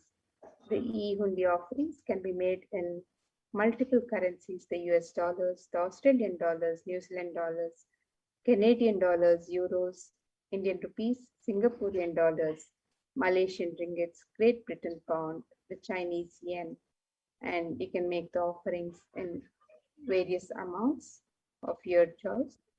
So all of these offerings can be made on the website www.kailasamailer.com/sevas. Yes. And you can also sign up to, as all of you know, Supreme Bondhood Comedy has been continuously manifesting Devi Parashakti. Now, Bhagavan Sundareshwara, if you want to constantly stay connected, constantly be in touch and be notified of the various darshans and the initiations that Supreme Bondhood has been continuously giving, you can go ahead and join as a member of Kailasa's HDH Nithyananda YouTube channel. And it's a very simple process. You can just go to YouTube and visit Kailasa's HDH Nithyananda. And next to the title, there will be a button. So here is the YouTube channel. And you can go ahead and click the live video. And once you do that, you will see an option to join the channel. So you can go ahead and join. And once you click that, you will be directed to the next page, which will show you the various levels of member you can be, the various levels of Kailash you have to choose from. So you have bronze, silver, gold, platinum, and premium. And this is each level will have various content and exclusive programs that are associated with that. So you will get access to all of that once you become a member. You will also have access to be able to ask your questions during the live Sundareshwara sessions and the Devi Parashakti Akashic reading. So you can ask your questions directly in the comment section of the YouTube video, the live video, and Bhagavan Sundareshwara or Devi Parashakti will both be directly viewing your questions, directly attending to you. So do register to become a member of Kailasa's HDH Nithyananda YouTube channel. And if you, as you are watching the live Parashakti Akashic reading, the live Paramashivoham, you can offer your gratitude directly in the YouTube comments.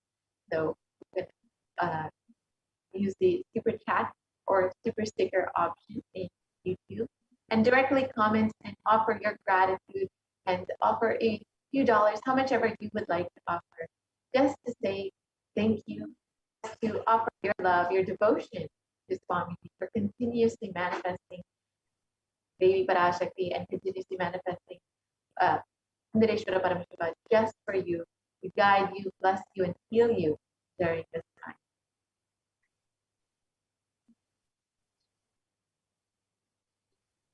So here is what you will be seeing when you open up the live video, and you can go ahead and hit subscribe, and you can also join as a member of Kailasa's HDH Nithyananda YouTube channel. And you have joined as a member, you can also chat in the live comments and offer your love, your gratitude directly through the comment section, through the super chat, super sticker option.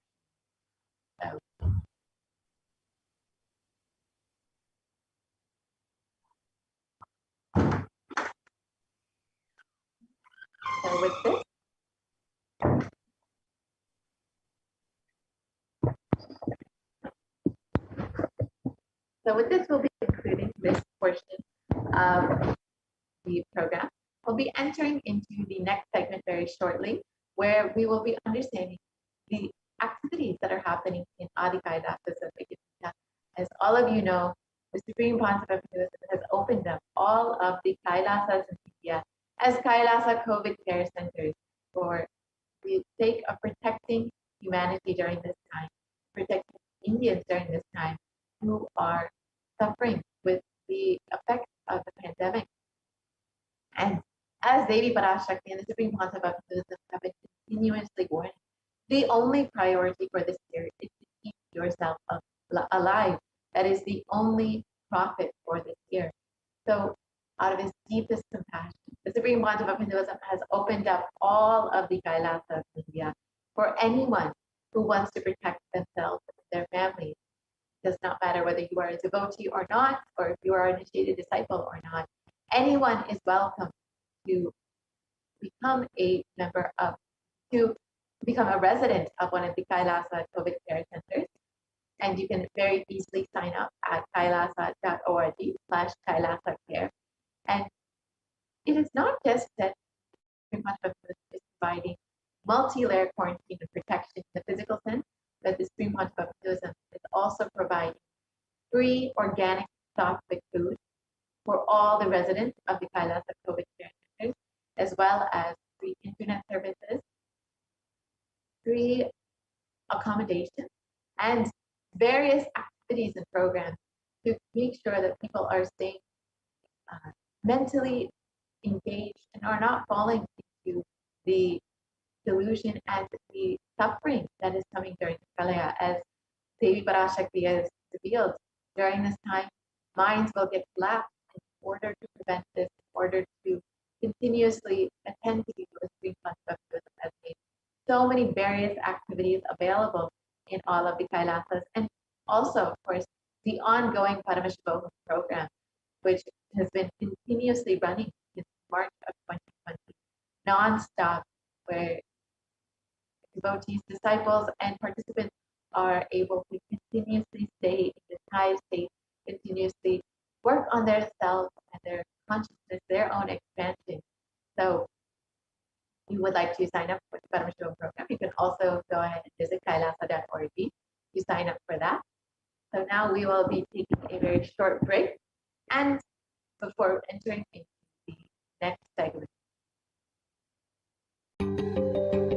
Most easiest, most powerful, most inspiring, most exciting way to connect with life as the form of mother. Navaratri is the time to connect with Cosmos as mother. Celebrate Cosmic Mother. This 9 days we worship Mother, worshipping Divine Feminine. Yadumagirindrai Kali, Om Kali, Om Shakti, Om Kali, Om Shakti, Om Shakti, Om Shakti, Om Shakti.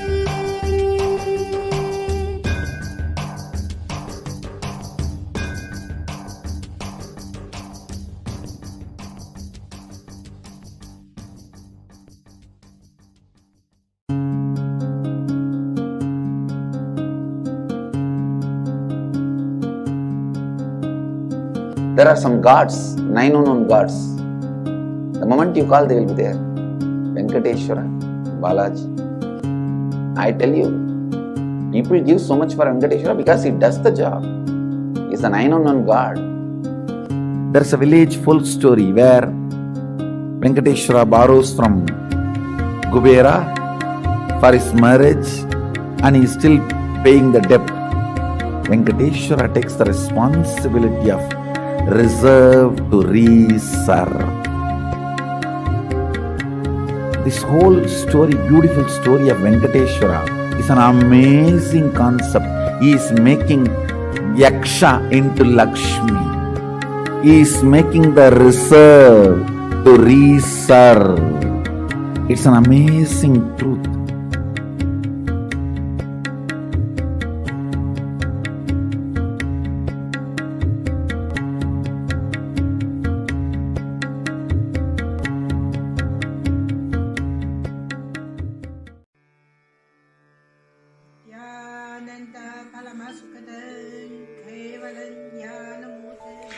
Here is the Australia Kailasa.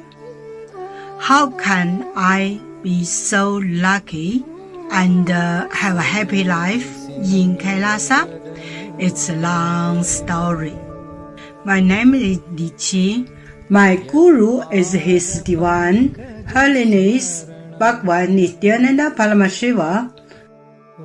Since I was very little, I already wonder what life for. I really want to know the result, the reason. A long time ago, I think if I earn enough money, I will be very happy person, and then life is for happy.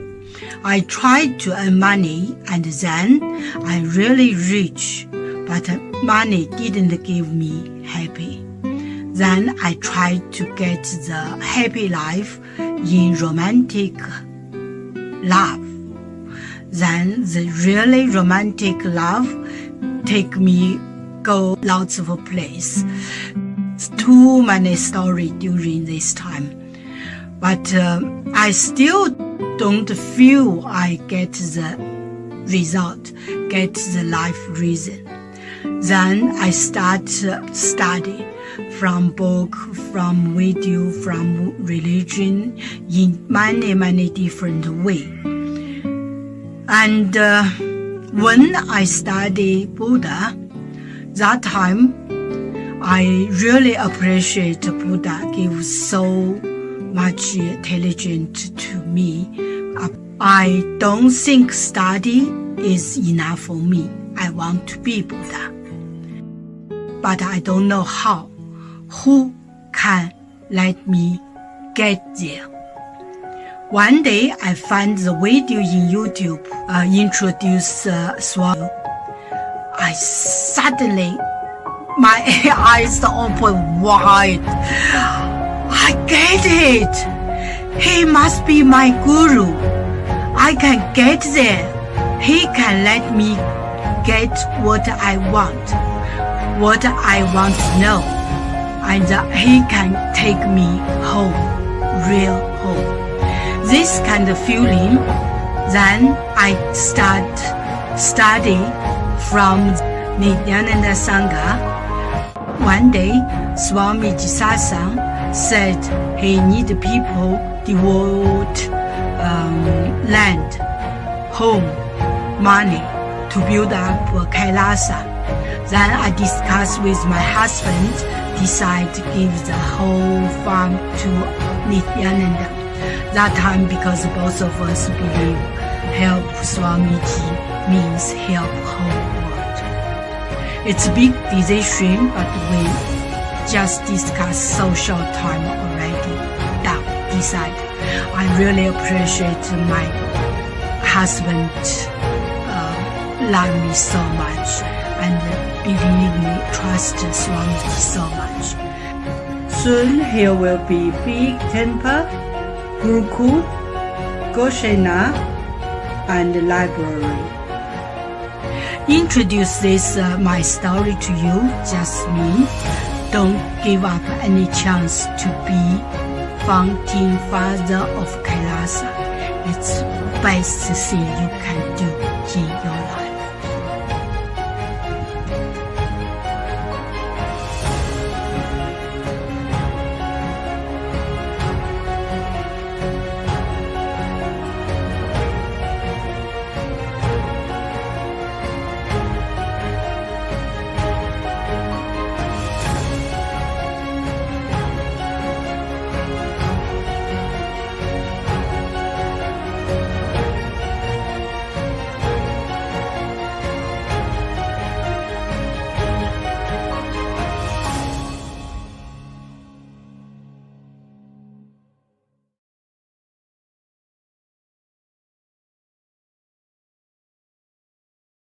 Just be alive for next 3 years. Don't die within next 3 years.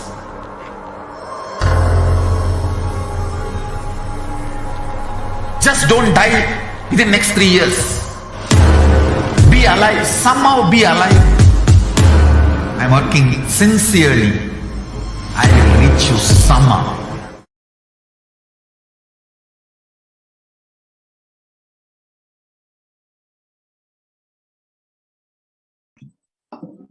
Welcome back.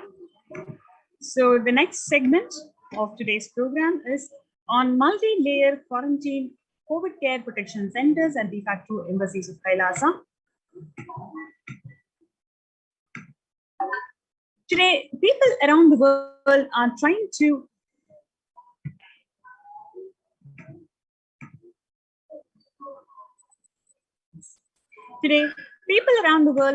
to grapple with the grim reality that pandemic is far from over. The aftermath of current calamity promises to be much more devastating. The great economies of the world are facing disastrous future. Countries are facing off each other in deep mistrust. The World Health Organization on Tuesday said that the Delta variant of COVID virus have elbowed out all the other strains or the variants of concern. Less than 1% each of alpha, beta, and gamma are currently circulating. It is really the Delta virus around the world.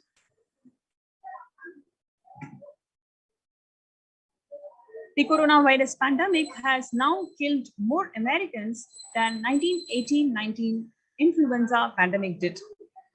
The 1918 influenza affected about 25% of Americans and killed 0.65% of them, coming to 675,000 deaths.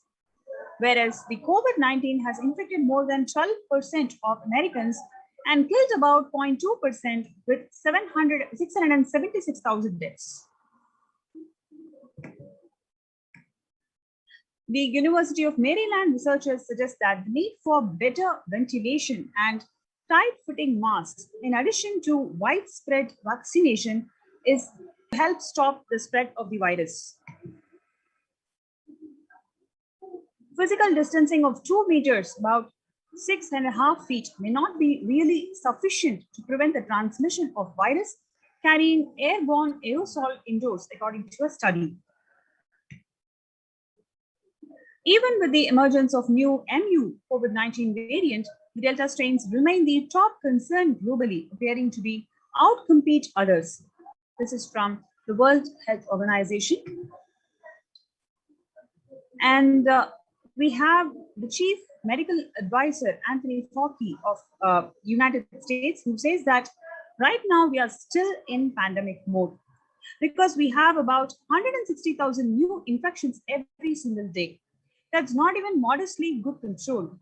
Therefore, the US has reported about 40 million cases of COVID-19 since the outbreak of the virus, with over 4 million infections adding up to past weeks. You can also see that COVID-19, how it has made the world less peaceful, whether it is in terms of ongoing conflicts or safety and security amongst the nations or multilateralism. Now, we have the young adults, especially from the age 18 to 24, about 56% of them have experienced either an anxiety or depressive disorder during the COVID-19.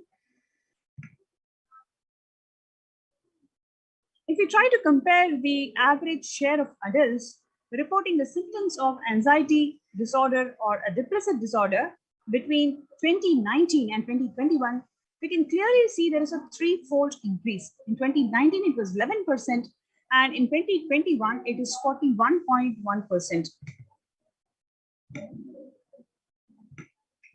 Nearly 8 in 10 Americans say that the coronavirus is a significant source of stress in their lives, whereas 7 in 10 Americans say that they've experienced increased stress over the course of the pandemic.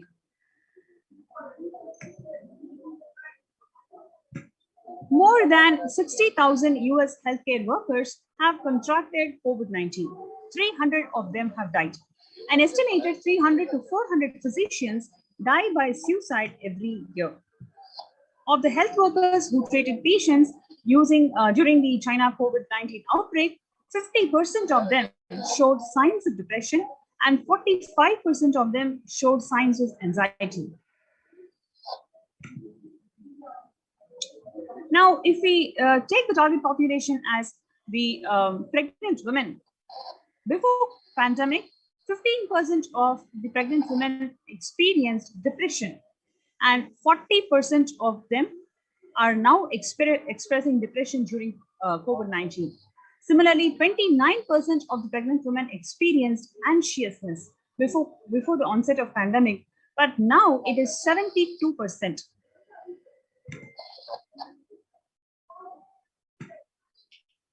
Eight in 10 students are struggling with focus on school or work and avoid distractions. Students are interacting mostly with parents during COVID-19, physically distancing themselves. The parents can support students is simply spending time with them, ranked much higher than talking about the COVID news. 55% of all the students do not know where to go for help, whether it is physical health or especially the mental health. Nearly 82% of women surveyed say that lives have been negatively disrupted by the pandemic. Nearly 70% of women who've experienced disruptions are concerned their career growth may be as a result. The pandemic is expected to plunge most countries into 2020, with a per capita income contracting in the largest fraction of countries since 1870. COVID-19 crisis has worsened already fragile situation.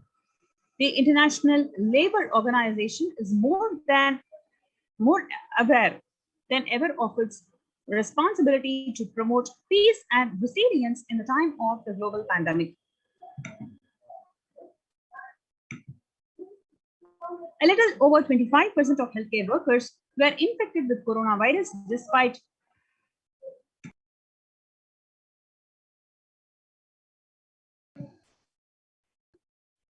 getting fully vaccinated.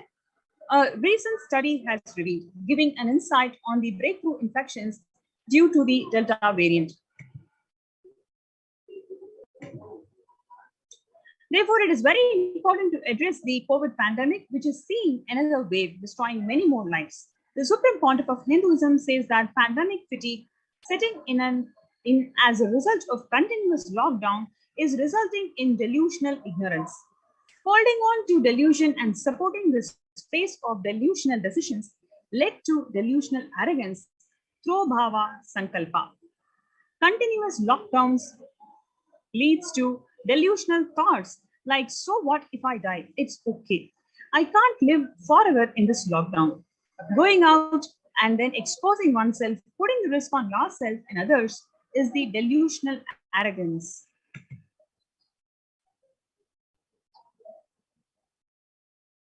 The global COVID virus pandemic has left the whole world desperately looking for answers. Life as it had been experienced even back in February 2020 is no longer recognizable.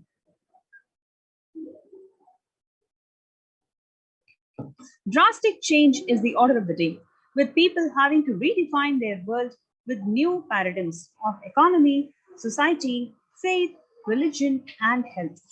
Blessed are those who have the greatest fortune to be the incarnation of Paramashiva, the supreme pontiff of Hinduism, in their lives to carry them through this crisis. So here you have this wonderful opportunity to join our COVID care protection centers. All you need to do is just register through this link below, kailasa.org/kailasacare, KAILASA.org/KAILASACARE. So you have this wonderful opportunity to join these COVID care protection centers and reclaim your conscious sovereignty. So let's take a few minutes for you to register yourself in this link below, and we'll be right back.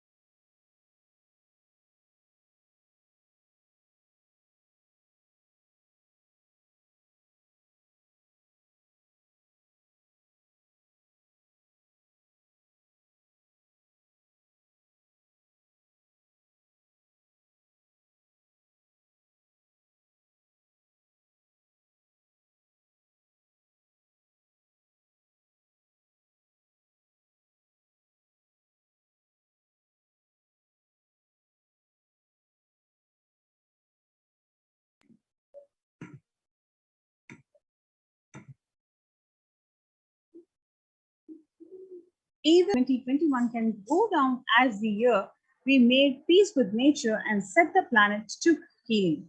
Making peace with nature is ultimately possible if we start making peace with nature.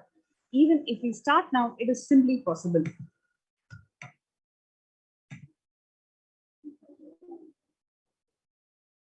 The World Health Organization Health and Peace Initiative. The health and peace are interrelated. In other words, the Director General of World Health Organization says that there cannot be health without peace, and there cannot be peace without health. Tackling the pandemic and building resilience in fragile states require concerted international action at local, national, and global levels. As the humanitarian and economic toll of the COVID-19 continues to grow, so does the risk that this crisis will fuel new conflicts around the world while symptoming prospects of resolving ongoing ones. For the first time since 1945, the entire world is confronted by a common threat, regardless of nationality, ethnicity, or faith. A new social contract between people, governments, public sector, civil society, and more can tackle the roots of inequality with fair taxation on income and wealth, universal benefits and opportunities for one and all.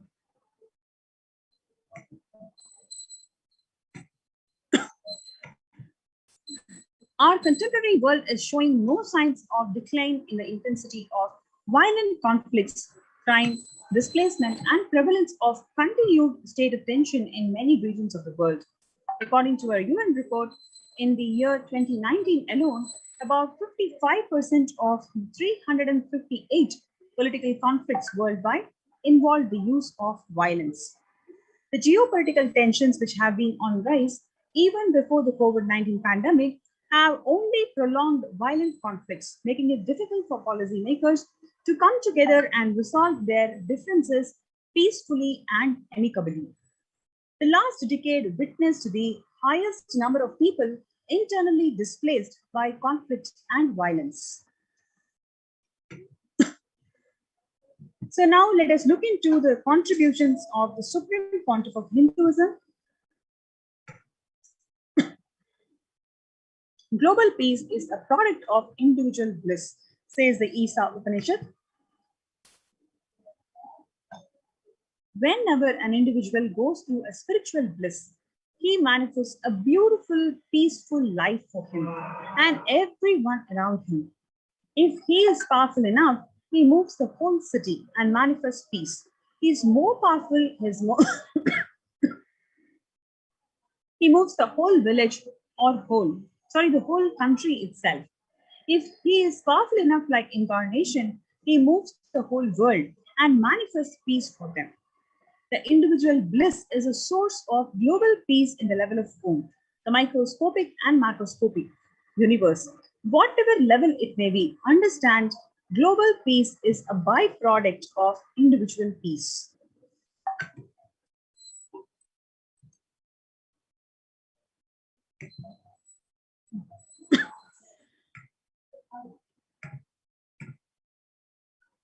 Now we're looking into a beautiful video where Swamiji is beautifully explaining how global peace is the byproduct of individual peace.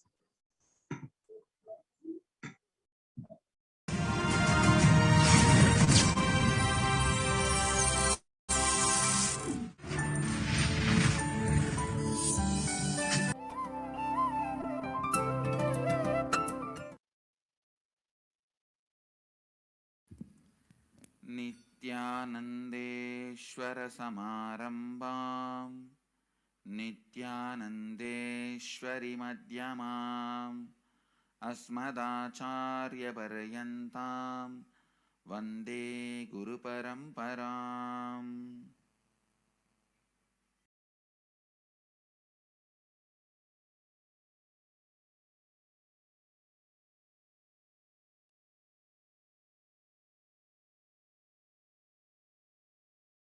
I welcome all the devotees, disciples, visitors, viewers, Samajis, Satsangis, sitting with us all over the world.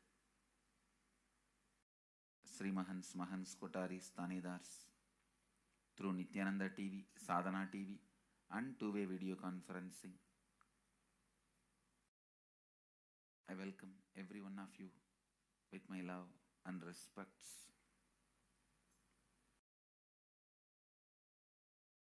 The cities sitting with us in two-way video conferencing: Phoenix, Kanchipuram; Glendale, Arizona; New York, Varanasi; Washington, D.C., Sripuram; Ravensburg, Germany; Wilmington, North Carolina; Indrani, New Jersey; Seattle, Chidambaram; and Tiruvanmiyur, Chennai; Nithyananda Dhyanapidam, Hosur; San Jose, Madurai; Port Washington, New York; Singapore, Singapuram; Ohio, Prayag; St. Louis, Tirumala; Seattle, Chidambaram; Washington, D.C., Sripuram; Kastau, Croatia; New York, Varanasi; Sugarland, Texas; San Jose, Madurai;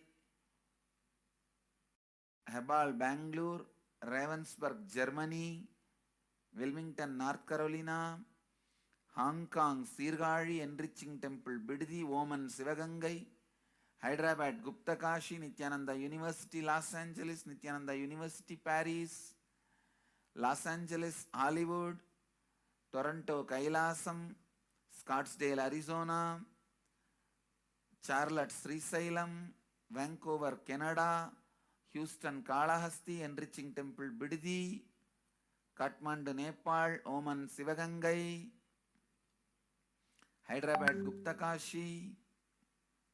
I welcome all of you with my love and respects.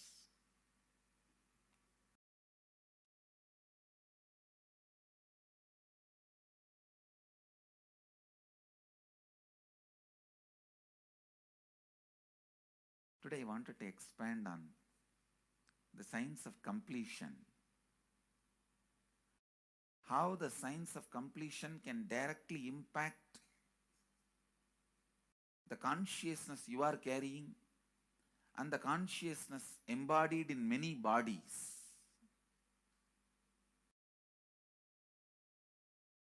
Please understand, the more deeper you go inside you,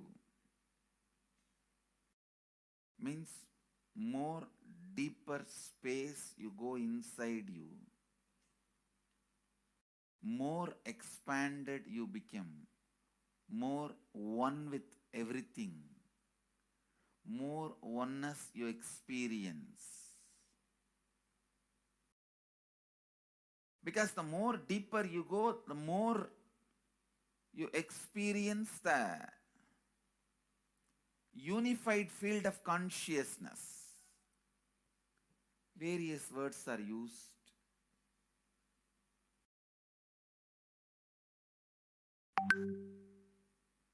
Some of the Hindu traditions uses the word Atma, Brahman. Some of the Hindu traditions use the word Nirvana. Whatever word you may use, Atman, Brahman, Nirvana, unified field of consciousness, whatever. But one thing I want to tell you, the deeper and deeper you go in your inner space, you experience the vast oneness. The more superficial you are, the more incompletions you carry with others, even with yourself. The more superficial you become, even your own right hand and left hand fights with each other. Different parts of you fights with you. Different thoughts of you fights with you. Even you fight with you, the more superficial you go, the more deeper you start traveling. First, you get integrated. The you fighting with you stops. Then, the people around you get integrated. They fighting with you stops.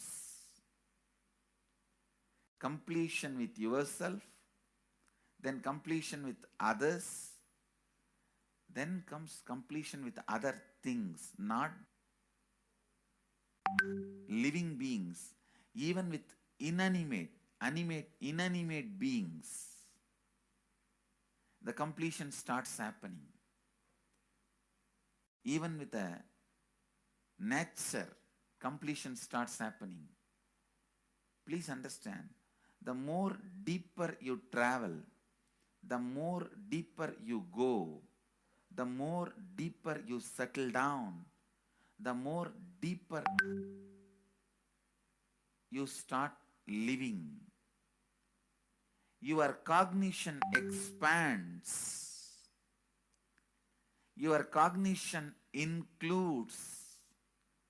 Your cognition becomes more and more inclusive. More joy, more bliss, more knowledge, more enlightenment. Please understand.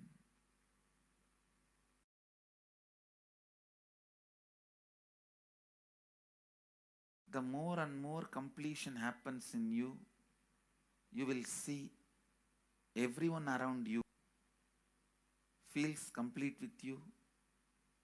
That is why I am saying, whether they have body or they are disembodied, in the deepest corners of your being, deepermost layers of your being, deepest parts of your being, you experience such powerful awareness, such joy.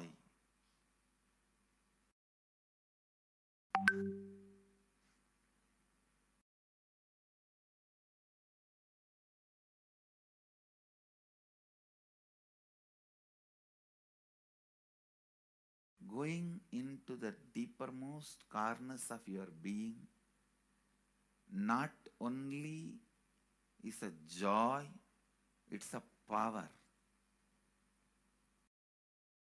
Because suddenly you will see everybody around you, everything around you listens to you.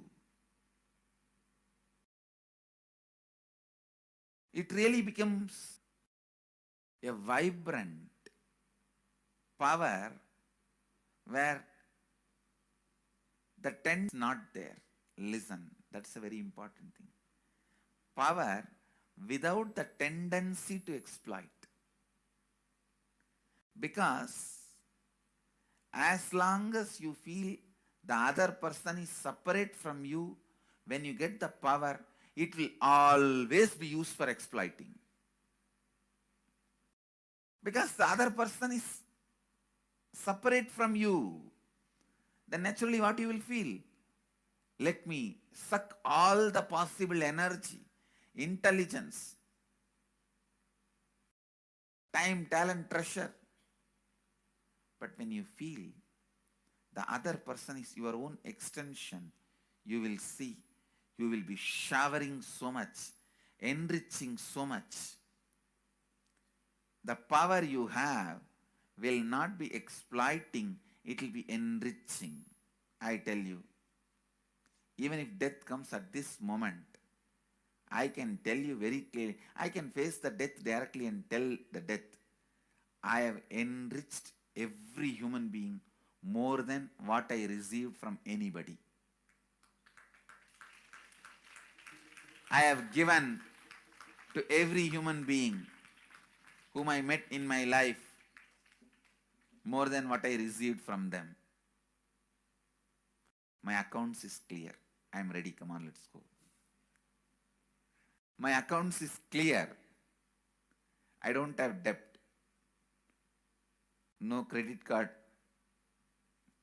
money to be paid, loans to be paid, no debit card, no credit card.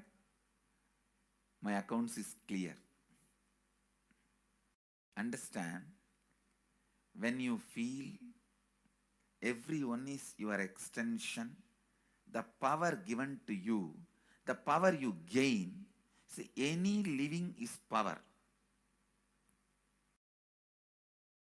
Powerful way. Even in that, you will become powerful. So any lifestyle you choose, you will get power in that field. Whether it is exploiting or enriching, murdering or raping or go on serving. Whatever lifestyle you choose, living is power.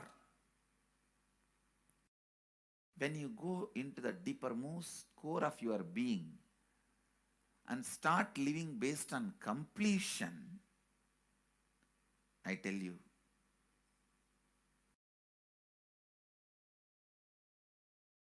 the first power you will experience is everything around you listens to you.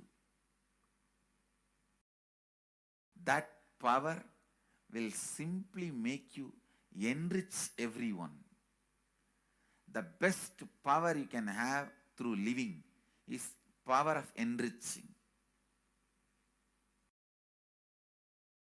Whatever you do, as I said, whether you live the life of enriching or exploiting, you will become powerful. I tell you, the power of exploiting conflict within and without, and those conflicts naturally bring suffering. And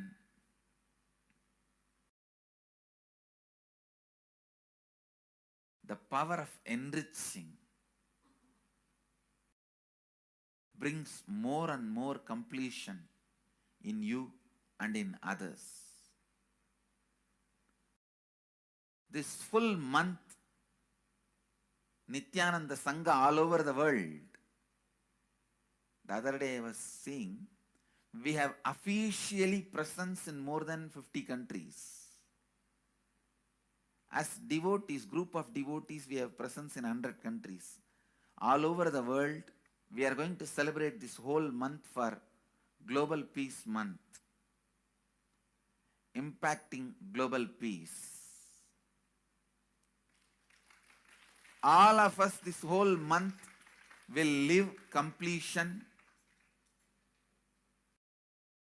and do samskara dahana kriya, means burning the patterns which separates us from others.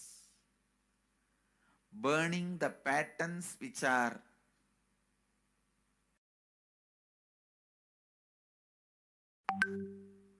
constantly keeping us in a superficial level. All over the world, we will be doing samskara dahana kriya, burning our patterns and leading us to more and more completion. And we also have special 3 Nitya Dhyana Yoga program teaching people science of completion and facilitating samskara dahana kriya. This month, 20th, 21st and 22nd,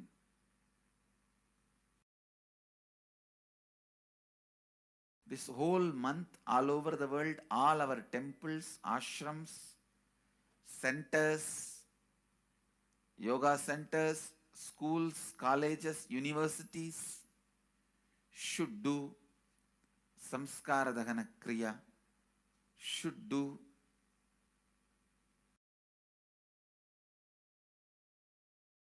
the practice of burning all the incompletions and patterns which leads to conflicts, bringing more and more peace inside us and outside us, spreading peace. This whole month, let's impact global peace. Let us really contribute to the global peace, not just talking about it. Let's do it. Let's do it. Not just talking about it. Let's do it.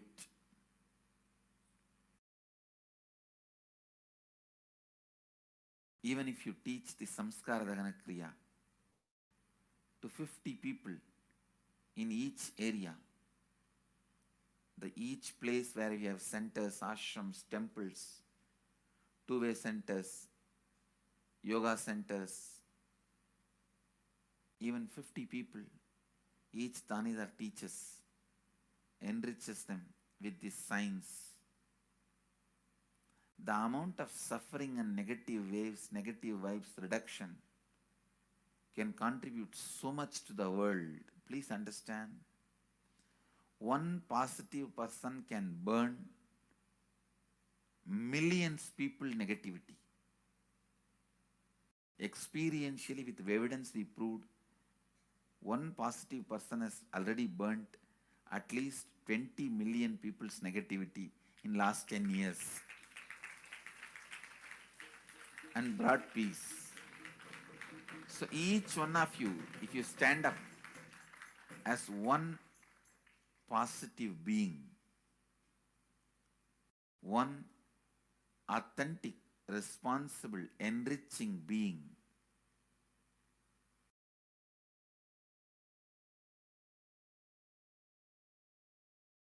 I tell you,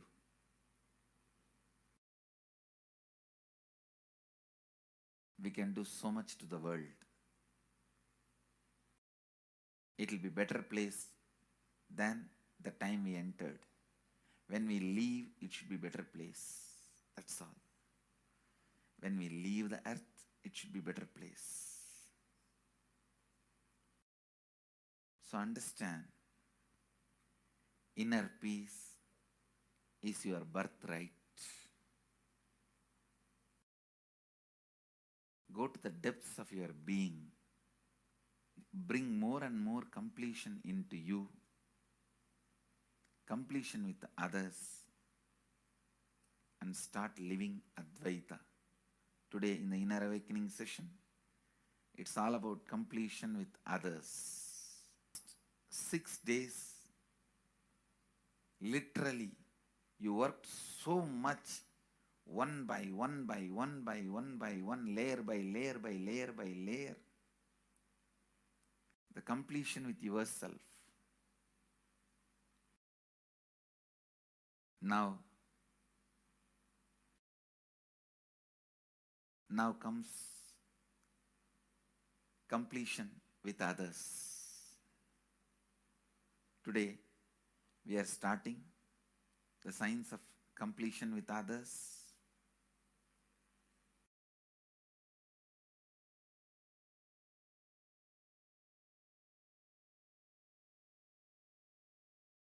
It's one of the most powerful signs. Does so much to human beings, not just healing their relationships, even inside their consciousness, inner space, so much of good is, so much of awakening is done.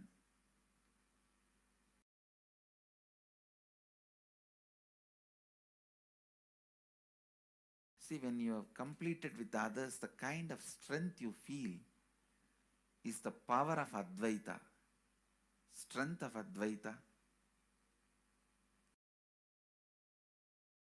Today the Inner Awakening sessions are all about completion with others. We have long session today working on completing with others. So with this, because today we have a long session with Inner Awakening, we are also lagging behind the syllabus. Actually, it is a good news. It's not a bad news, because participants are so sincere. They are going through the whole process so intensely, sincerely. Because of that, we are little delayed. But today I am going to catch up. Today I am going to spend more time and catch up with them, with the syllabus. So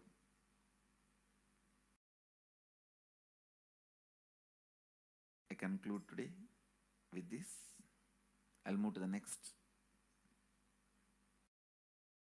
sessions, IA sessions and all that, because never I conclude. There's no conclusion for satsang. It goes on and on and on. Only the audience change. So with this, I move to the next step. I bless you all. Radiate with integrity, authenticity, responsibility, enriching and causing eternal bliss. Nithyananda. Thank you. Nithyananda Dhyanapeetham, Nithyananda Nagar, off Mysore Road, Bidadi, Bengaluru. Phone 0.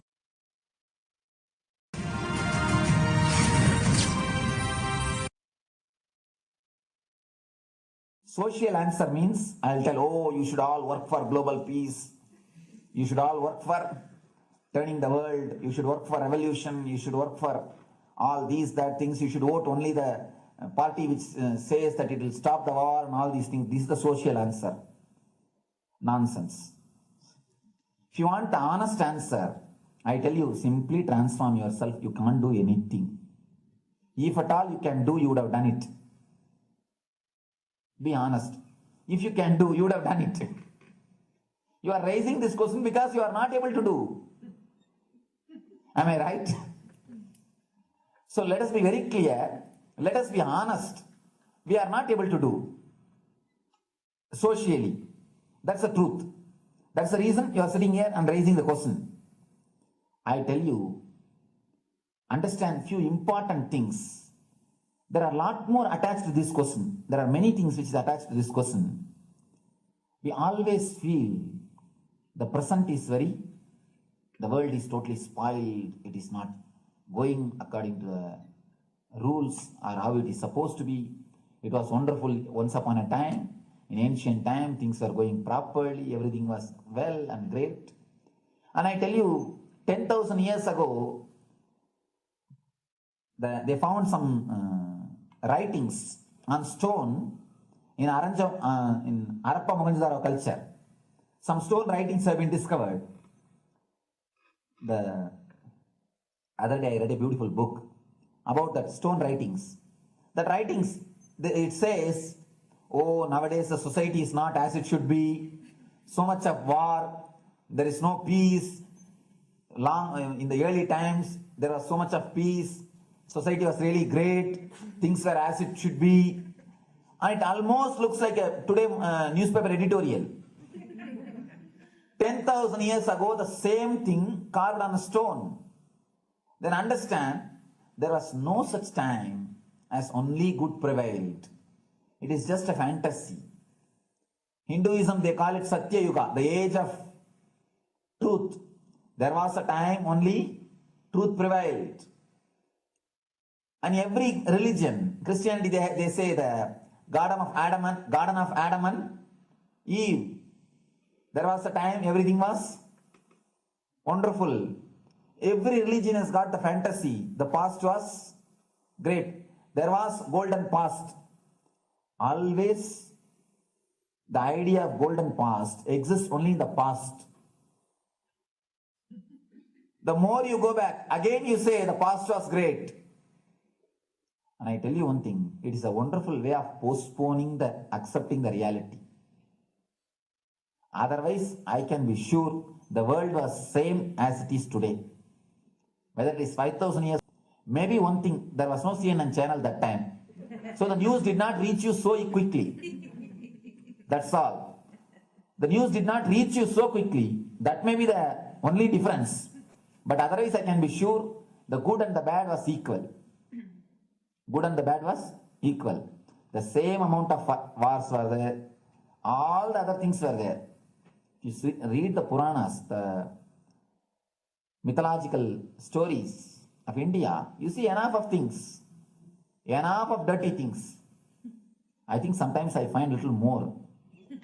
And if you read completely the Puranas or the Hindu scriptures, there are a lot of things much worse than modern day. The criminal activities or bad things or negative things, whatever you say, all this stuff. And never think only present day is corrupted or violent. In the ancient days also, all these things were there. Only one thing was not there, the CNN news or the internet. So the news did not reach you. But otherwise I can tell you, enough the good and bad was there. It always will exist. It will exist. All you can do is, if you awaken yourself, if you reach the enlightenment state, you can go beyond it. And I tell you, enlightenment is the only service you can do to the society. Just become enlightened so that you will reduce the negativity. Now, as of now, you are also the part of negative group. Naturally, we will be a negative group. As long as we are unenlightened, we will be the part of collective negative consciousness. So if you become enlightened, at least you will reduce your weight. That's the only thing we can do. Nothing else can be done. So all I request you to do is just become enlightened. Realize that you are a lion. That's the only way to help yourself and the society. All revolutions, you see, all revolution again end up as one more tradition. In last 2000 years, 3000 wars have happened in the humanity. In 2000 years, 3000 wars. Human beings have not done anything except doing wars, except fighting. Everybody claims he wants to do revolution. He wants to spread peace. You see, every country claims their army is a defensive army. Then who is offending? Tell me. Every country says defensive army. Then who is offending? These are all just, what to say, games. The idea of peace is a pure game. Everybody wants to spread the peace according to them, not according to the other person. They want peace according to them. The other day I was in one interreligious gathering. One guy is preaching, let all of you convert to my religion so that we will not have fight.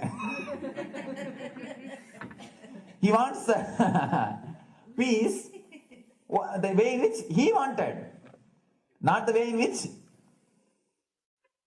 And there's a beautiful saying, the sword of Muhammad, it is written, peace alone should survive, something like that. He has written some statement about the peace on the sword. We all take sword to spread the peace. So no revolution is going to help, because in the last 2000 years, 3000 revolutions have happened, but still world is same, I think much worse. So no revolution is going to help, only individual evolution is going to help. So be very clear. Instead of working in the outer world, start working in the inner world. That will help you and society some way.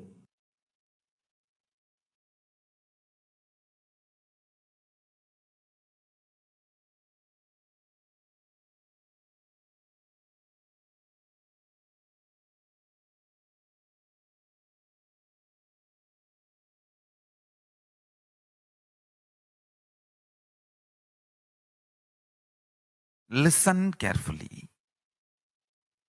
The space of Shanti,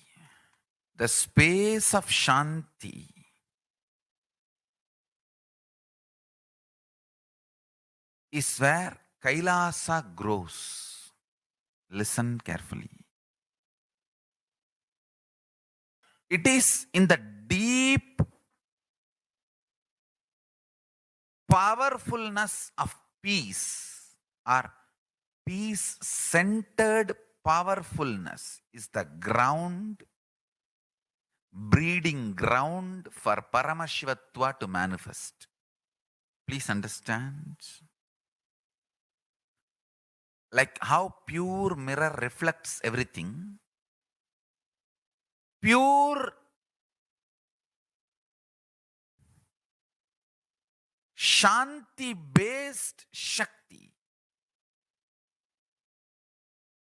peace-based powerfulness reflects Paramashiva.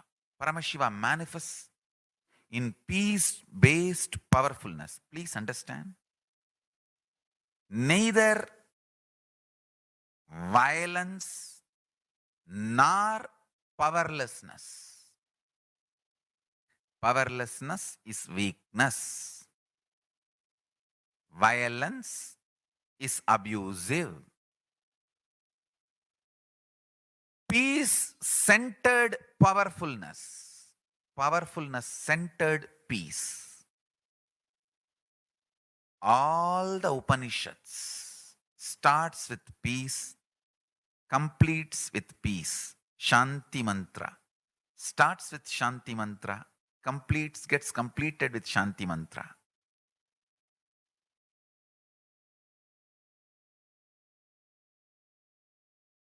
Peace-based powerfulness is a fundamental requirement for Paramashivatva to manifest. That is why people who don't want us to manifest Paramashivatva or power manifestation do not want to allow the peace in our life, or do not want peace in our campus. Understand?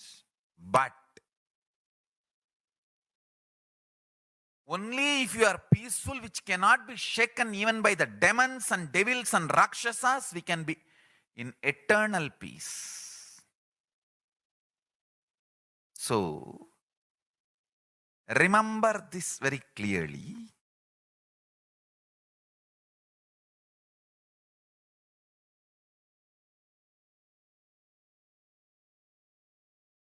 peace alters the very DNA structure, genetic structure, the core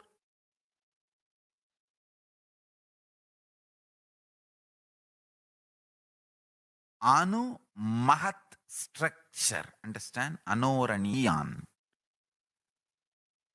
The consciousness in you is atom inside the atom, Mahat, more than Mahat.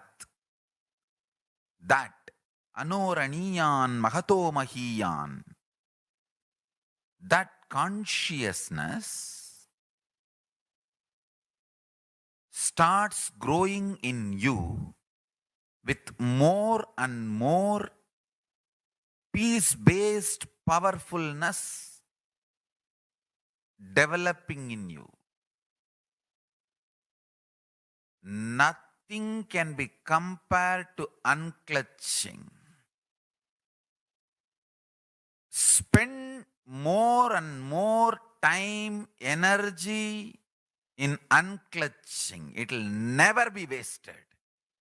Time spent on unclutching is the most productive time for you in your life, because unclutching completely makes you altogether a different material. Understand? It makes your very biomemory, muscle memory, core structure, molecular structure, genetic structure, DNA structure, everything, all the 8 energy flow circuits, 7 energy flows, 1 the pure conscious explosion. So totally 8 energutes exist in you. All the 8 explodes when you unclutch. Understand? Unclutching is the space of Sri Kailasa.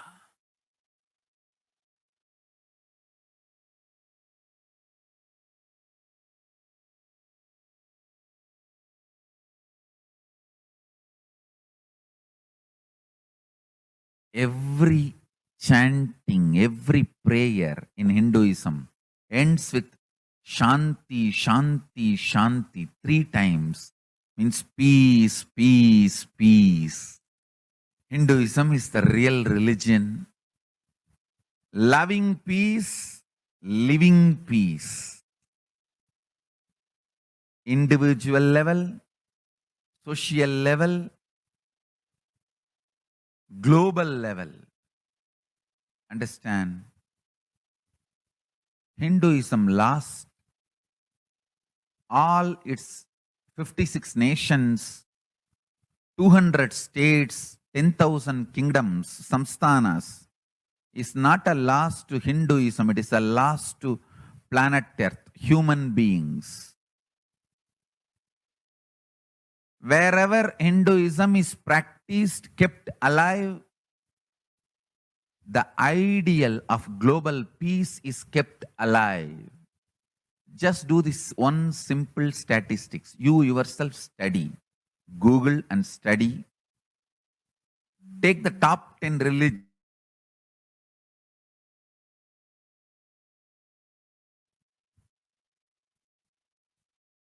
List for each religion. I can be 200% sure. You yourself will realize Hinduism is the most peace-loving and peace-living religion. Neither conversion nor terrorism. Neither conversion nor terrorism. Being the supreme pontiff of the most peace-loving, peace-living religion, I give you all my blessings on this International Peace Day. Understand? It is we Hindus need to keep the global peace as a living possibility And we need to make this global peace as reality.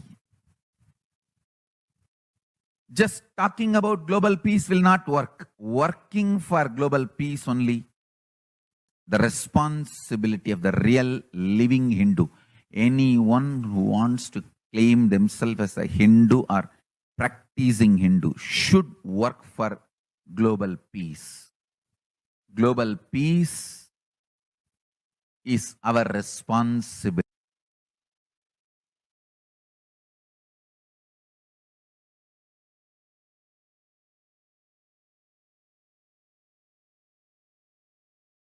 Hindus have the responsibility to bring global peace. So you can also throw a challenge. See, if you are making a Hindu micronation, you can throw this challenge to each one, your friends, family, 10 people.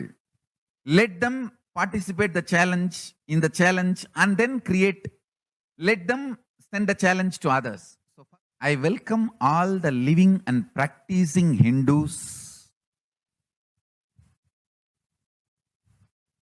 to become founding fathers of Kailasa micronation in your countries.